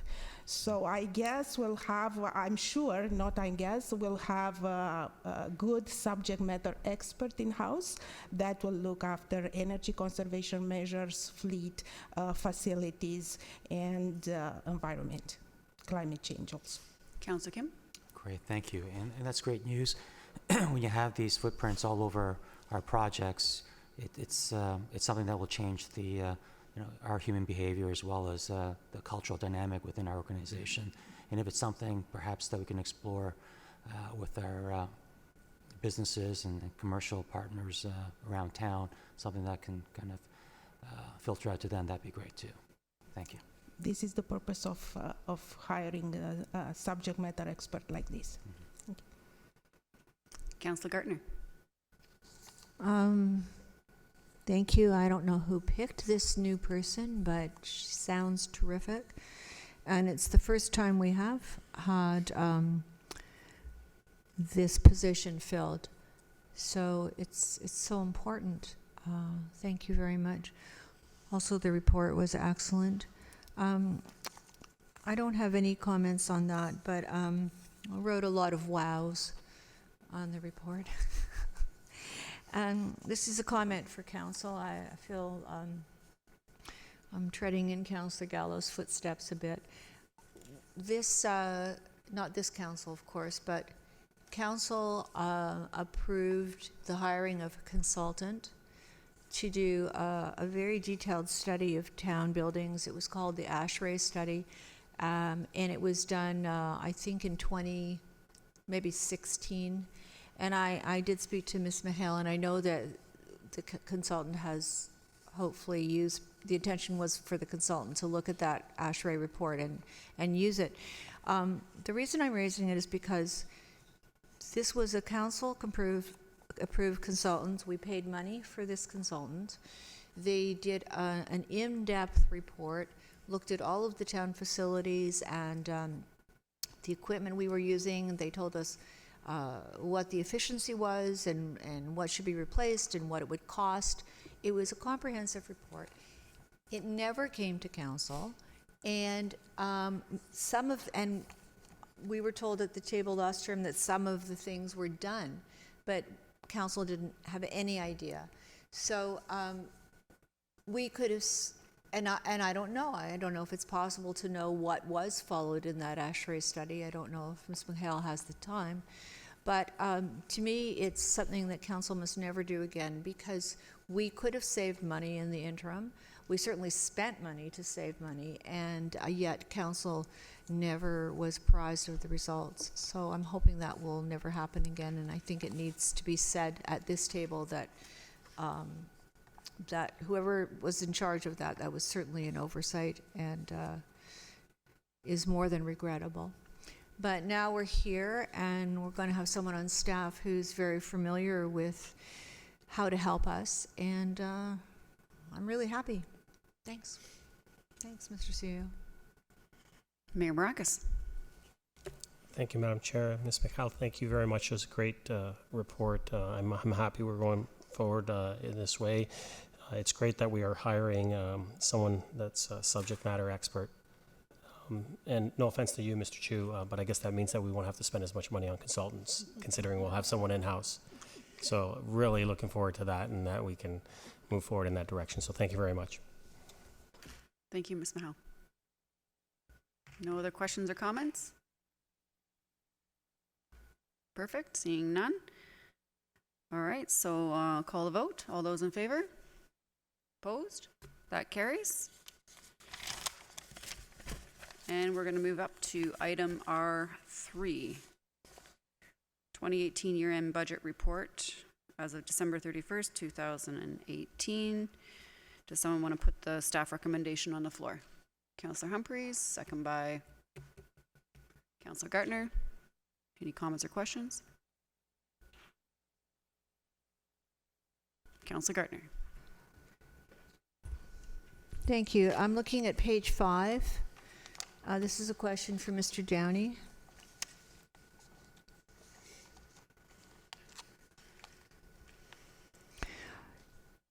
So it says,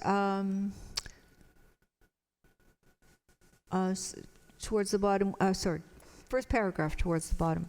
Within this variance, a salary shortfall of $229,800 was recognized relating to a lower than budget amount of staff's timing being spent on rate-funded programs. So I'm wondering why that happened. Actually, I should have called you. I mean, you may need to I know you have a lot of things at the top of your head. I don't know if this is one of them.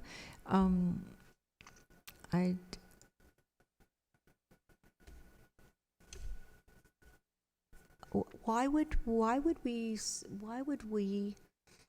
this happen? We've budgeted an amount of staff time to do a job, and we spent $230,000 less than we budgeted. Oh, sorry, Mr. Downey? Yeah. So through you, Madam Chair, I'll try not to make it too complicated an answer, but as you know, we've been working very hard and diligently on refining our water budget and getting a better grasp on where we're spending our money and how much we're spending, and making sure that we are budgeting or allocating appropriately. We still have some additional work to do within that area, but the short answer is work was anticipated to be done within our rate supported budget, and that work was not done. We have made adjustments to the 2019 water budget based on the information provided from the 2018, and we will continue to do that. We are also trying to make it a little bit more transparent, and also a little bit easier for us to capture how we attribute cost to the rate as opposed to a budget as opposed to a mill rate budget. In that if we have a water crew go in, do some road work, we don't necessarily do a changeover and charge that day's work from the water crew onto roads. And so we're trying to simplify and identify what staff we need to do what work within our rate budget, and then stick to those budgets. So this is a bit of a growing exercise for us, and we will do our best to try to get a little bit more accurate in the future. Sounds like a good plan, Mr. Downey. Thank you. Also looking at page 7, which I'm going to ask you.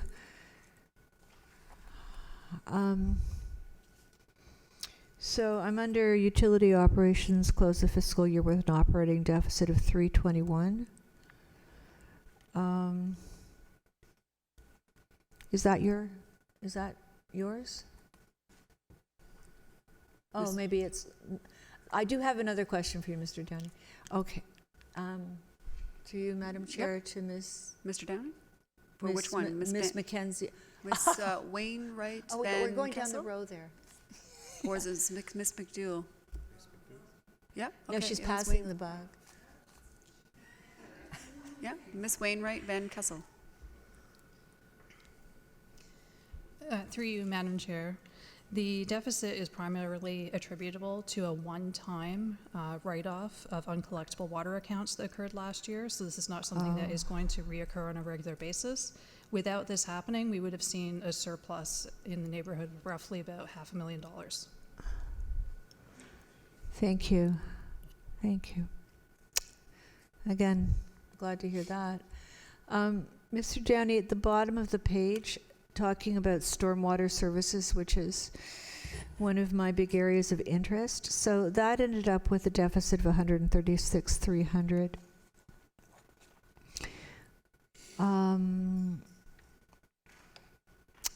And it's partly because the amount of required maintenance in the storms, in the town's stormwater system.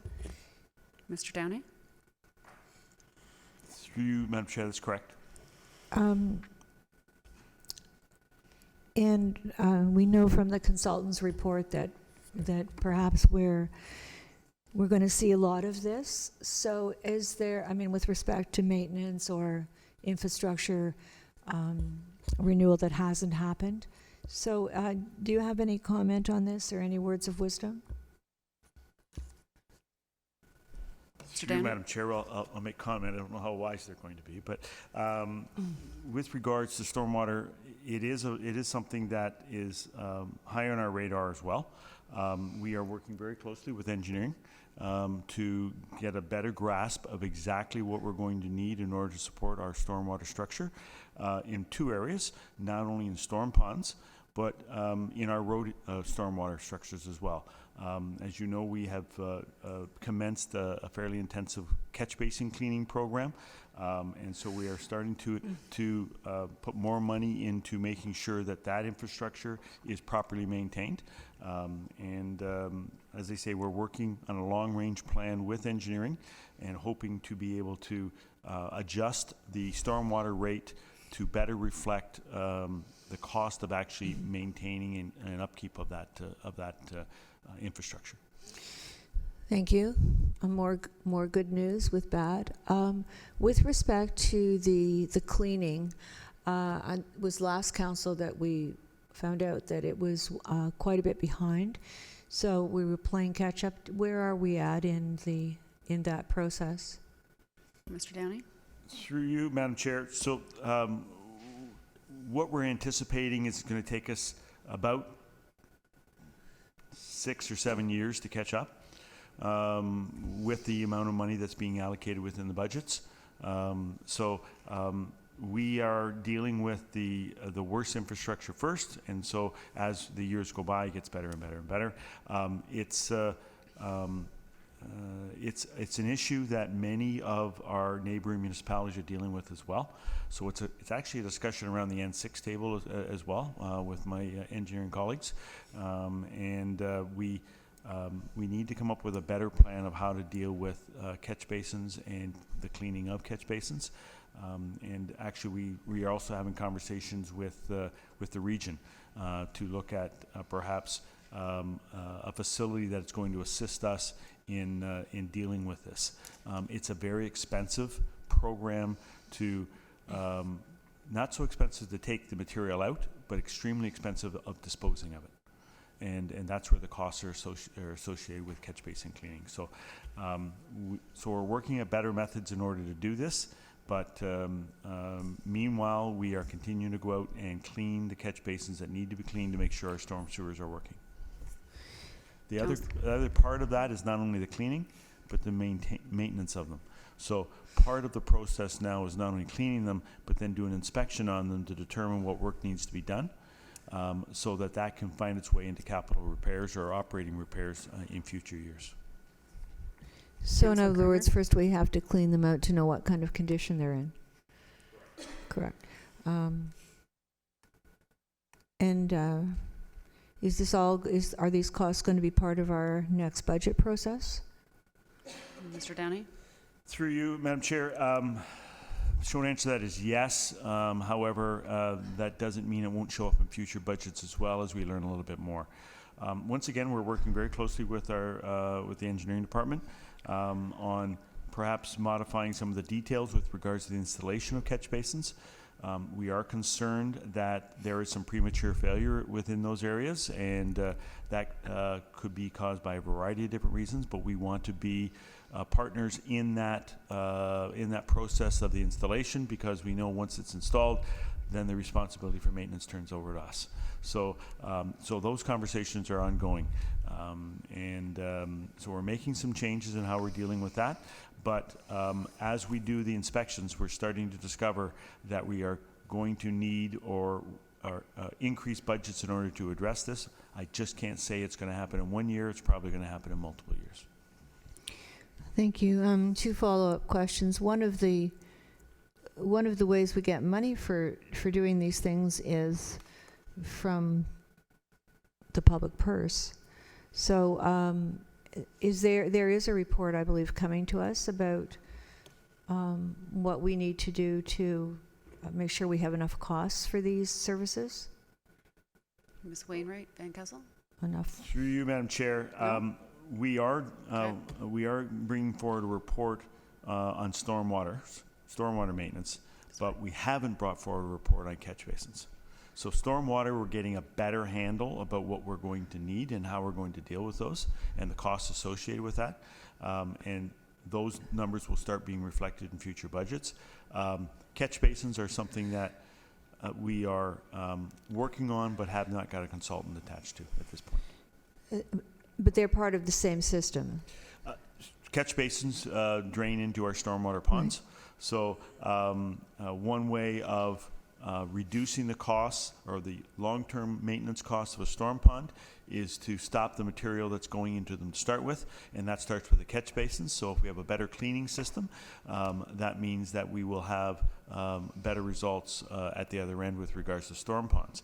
We also are finding that since we have stopped using sand in our winter operations, that material doesn't go into our storm catch basin system and ultimately into our storm sewers, and then finally into our storm ponds. So that has actually helped us with the cleaning or the long-term cleaning of the ponds. Thank you. Last question.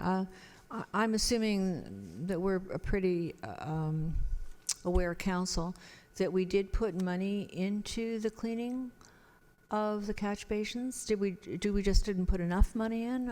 I don't know if you can answer that question. Mr. Downing?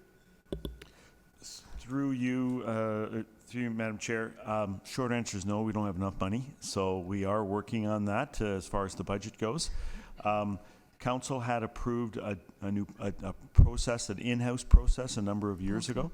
And we found that process was not working. It did not have the results that certainly were expected. So we are now wholly going out and contracting this work out. And we're finding that we can get a certain percentage of the catch basins done with the money that we've got allocated. But we're going to require additional funding in order to get this program up and operating on the long term. I think that was a really tactful answer. I'll ask you something offline later. Thank you. Councillor Thompson. Thank you. Through to Ms. Wainwright Van Kessel. Ms. Wainwright Van Kessel, as our new Director of Finance, I wanted to put you a little bit on the spot, but if you need a week to answer, that's fine. Just I wanted to get your perspective or thoughts on the surplus. And what I mean by that is, we have a $900,000 surplus on a $60 million budget, which is about 1.5%. And so from your perspective, philosophically, is that an acceptable target to be off? I mean, obviously you always want to be bang on, but it's pretty hard to do so. So I just want to know your thoughts about what's an acceptable variance. Through you, Madam Chair, 2% is usually an acceptable variance as far as a surplus goes for an organization, a government organization. As staff, we only have authorization to spend up to what the budget amount is, so we should not necessarily be focusing on trying to spend every last dollar in case we go over. We need a little bit of flexibility, especially if something happens later in the year. As I'm sure Al would know, in his area we do have winter maintenance, which can crop up towards the end of the year as well. Thank you. Any other questions or comments? Councillor Gartner. Thank you. I forgot to ask. I did ask Jason earlier. I was shocked to know we had a surplus of $1 million. Or maybe it's just a comment. Was anybody else shocked? So is it a question? Can we, through you, Madam Chair, can we expect that this won't happen again? Ms. Wainwright Van Kessel, if I'm saying that right? Ms. Wainwright Van Kessel. I did that right? Through you, Madam Chair, in the earlier report on the consent agenda, we are projecting a surplus for this year, and it is in the neighborhood of roughly about 2%. We do have a surplus management policy that does come into place where the surplus goes into various reserves based on a priority order. Thank you. Any other questions or comments? Seeing none, call the vote. All those in favor? Opposed? That carries.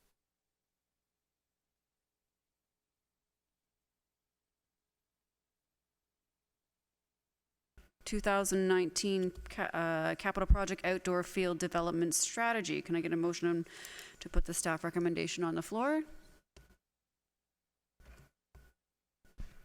Councillor Thompson, second by Councillor Humphreys. Questions or comments? Seeing none, call the vote. Oh, Councillor Gartner, you snuck right in at the end. I didn't. I don't even know if I have a question, but this was such a huge topic for us. This was such a huge problem for us last term. When I was reading the report, I thought, well, $55,000 sounds like an okay amount of money to spend to try and solve this. Through you, Madam Chair, Ms. McDougall, I mean, we don't have enough land. I mean, I know the consultant's going to look and say we need more land, but we don't. Is anybody building like a 2-story field structure? Ms. McDougall? I've seen tennis courts like that. Through you, Madam Chair, we're not aware of anyone planning to build a soccer field duplicate or duplex, what do we call that? Yeah. 2-tier. However, we acknowledge the fact that land is limited. So that is why part of the study is to look at other partnership opportunities, school board relationships, as well as we know from an investment perspective, replacing a natural turf with an artificial turf, we can significantly increase its usability, functionality. So that is something I think that we may be needing to look at wherever there may be an investment in a soccer field, whether it be a partnership with a school or not. I think a artificial turf is the route we may have to consider, just again to replace those lands that we're going to lose, particularly when Magna fields come offline. Following on that comment, I just a comment to council. Again, I was shocked by the number of fields that we're going to lose. I knew we had a fair number of fields with Magna, but this is really concerning. And through you, Madam Chair, do you have any idea when that's going to be happening? Ms. McDougall? Through you, Madam Chair, we haven't heard any particulars around the dates of when those lands will be moving forward through development at this point. We're just trying to be progressive and get ahead of it if we can. Thank you. Any other questions or comments? My only comment is I'm glad this has actually come to council. I'm really excited for this report. All right, so I'll call the vote. All those in favor? Opposed? That carries. On to item R6, licensing bylaw amendments, secondhand goods. Can I get a motion to put the staff recommendation on the floor? Councillor Gartner, second by Councillor Humphreys. Any questions or comments? Councillor Gartner. This report was initiated by a resident, but my understanding was that the resident was complaining about people selling secondhand goods in Aurora. Am I right on that? Ms. Van Leeuwen? Through you, Madam Chair, this came to our attention because a business owner actually approached us and they wanted to start a secondhand goods store, and they were asking about our licensing requirements, and then we did have another business complaint. So there, it's twofold. Ms. Gartner? Thank you. I think this is a really great idea. I think, unfortunately, it is going to provide competition to retailers who sell at full price. The trade-off is that it's going to supply more affordable goods to people who live in our community. And I was at a meeting last night, and this subject came up just out of the blue, and people were talking about how well, just I guess how great it was to be able to go to a store and have that option. So I'm sorry for the retailers that might have some issues with this, but I'm very glad for the community. Thank you. Councillor Gallo. Through you to Ms. Van Leeuwen, do you know when this will come back? And when it does, it will be just the bylaw, or will there be a report? So often bylaws come straight to council without reports. I'm just wondering what the approach is going to be. Ms. Van Leeuwen. Through you, Madam Chair, we'll just be bringing the bylaw forward to a council meeting for enactment. And it's a fairly simple amendment, so possibly July. Okay, thank you. Councillor Gallo, you're good? Any other questions or comments? Seeing none, I'll call the vote. All those in favor? Opposed? That carries. Okay, so down to new business. Councillor Gallo. Councillor Thompson. Councillor Gartner. Thank you. I'm trying to do a follow-up on Center Street. Does anybody know what's happening? There was about looking at the traffic on Center Street and the traffic calming as we've put it in place, and some residents are having some serious concerns with that. So I don't know who would know that, but could somebody find out for next week, please? Yeah, Mr. Waters, yeah. Thank you. The other thing is I want to thank our CAO for the information about us once again looking at the whistling of the GO train, the ongoing issue of this, and but there are some residents who are waiting for that. I don't know if it should go out through communications if we want to make that big a deal on it, but thank you for that. I'd also like to know when the bylaw for stable neighbors is going to be presented. This way. Mr. Waters? Through you, Madam Chairman, we plan to present it at council next week. Thank you. That's all for me. Okay. Councillor Kim? Councillor Humphreys? We have a new business, yeah. Through Madam Chair, we had learned recently that that perhaps the dance under the stars in Town Park may have not gone forward this year. So we put a call out. I spoke to the mayor yesterday morning and asked if it was okay if we pursued, if the Rotary would be still interested in somehow putting this on. And I mean, the challenge that the Rotary had is that they are saving money for a contribution gift for Library Square. They're going to be presenting something pretty exciting to the mayor, I believe. And they really need some financial support in order to keep this ongoing tradition moving forward. So Dance Under the Stars has been going on over probably 50 years in Town Park. And I really would love for us to continue that tradition. Staff have been great in meeting with the Rotary and have determined that they can in fact pull it together. It's a template. They know how to put it on. They're excited about putting it on. They have all their volunteers lined up. They even have a band. They really can't wait to do it, but they really need some financial support on our side, in particular this year, because again, they would like to, I think, present something pretty exciting to the town and to the mayor. So this is sort of taking a secondary seat in their strategic budgeting. So I believe staff have been great and put a motion together for us, if they wouldn't mind putting it up. And if council would be supportive, it's very straightforward. There is a budget there that they're asking they will submit their bills into us with the maximum of $5,000. Their bills last year were close to about $4,300, and the year before they were $32,000. So I don't know if it'll be more or less, but we thought at a cap at that amount. Again, it's a long-standing tradition. It's over 50 years. Before the Rotary took over, the town actually hosted the event and did all the work. I remember Shelley had to order beer, liquor, all that kind of stuff. And I mean, it was a lot. This club can do it with ease. Again, it's a template.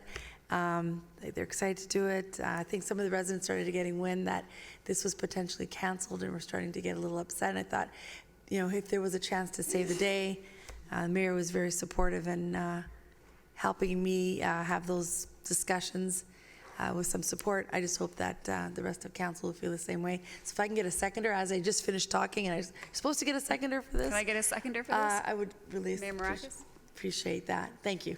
That's all I have to say. I think you looking forward to continuing the tradition. Any comments or questions on the motion? Councillor Thompson? Thank you. I'm not sure best to direct it to Mr. Nadarozny or Ms. Mackenzie Smith, but through the budget, we talked about moving away from this kind of situation and developing a sponsorship policy to fund all of these type of requests.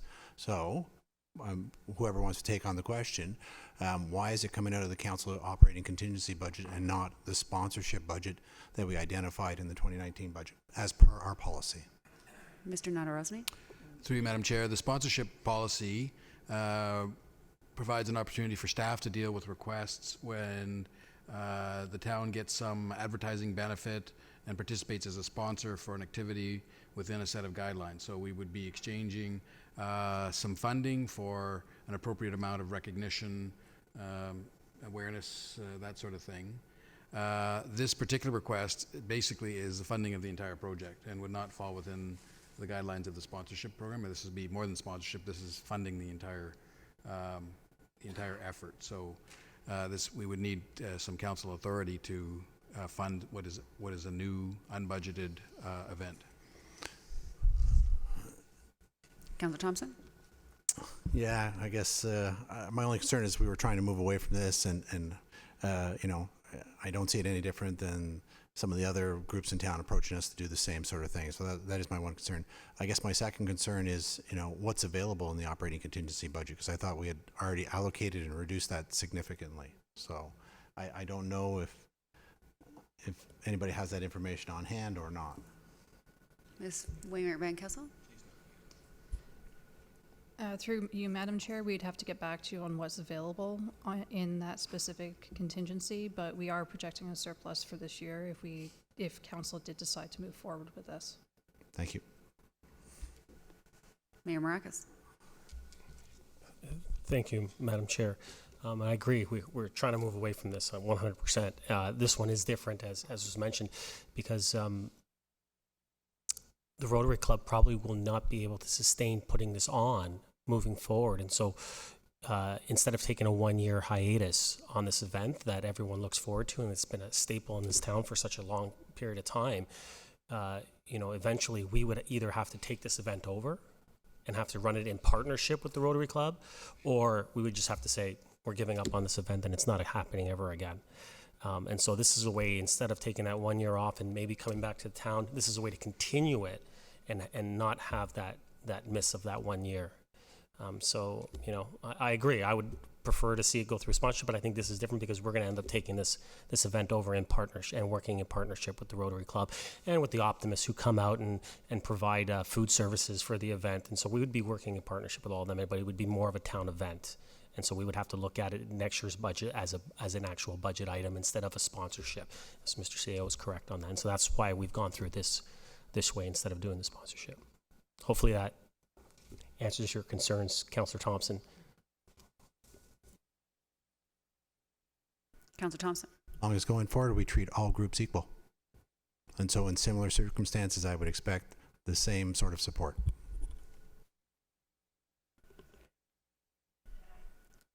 Councillor Humphreys? Through you, Madam Chair, just to clarify, the Rotary wasn't asking for support. They weren't going to do the event. I asked them. I asked the mayor if he'd support me, and I didn't want to see this not happen. So I asked them, what do you need to put this on? And they said, we can put it on. Like I said, it's a template. They've got everyone on standby. So really, this is a town event run by the Rotary and sort of outsourced. it basically has changed that this year. So it's not a sponsorship ask. They're not asking for money. I went to them and I'm asking council if you would support this event this year. Because again, it's a long-standing tradition. Town people they don't even know they're just gonna go because they go every year. It's never ever been missed. We changed the location one year, I think it was 1997. It was at Lambert Wilson Park, and it was ill-received. Nobody wanted to go there because they want Town Park, and it was great the year after.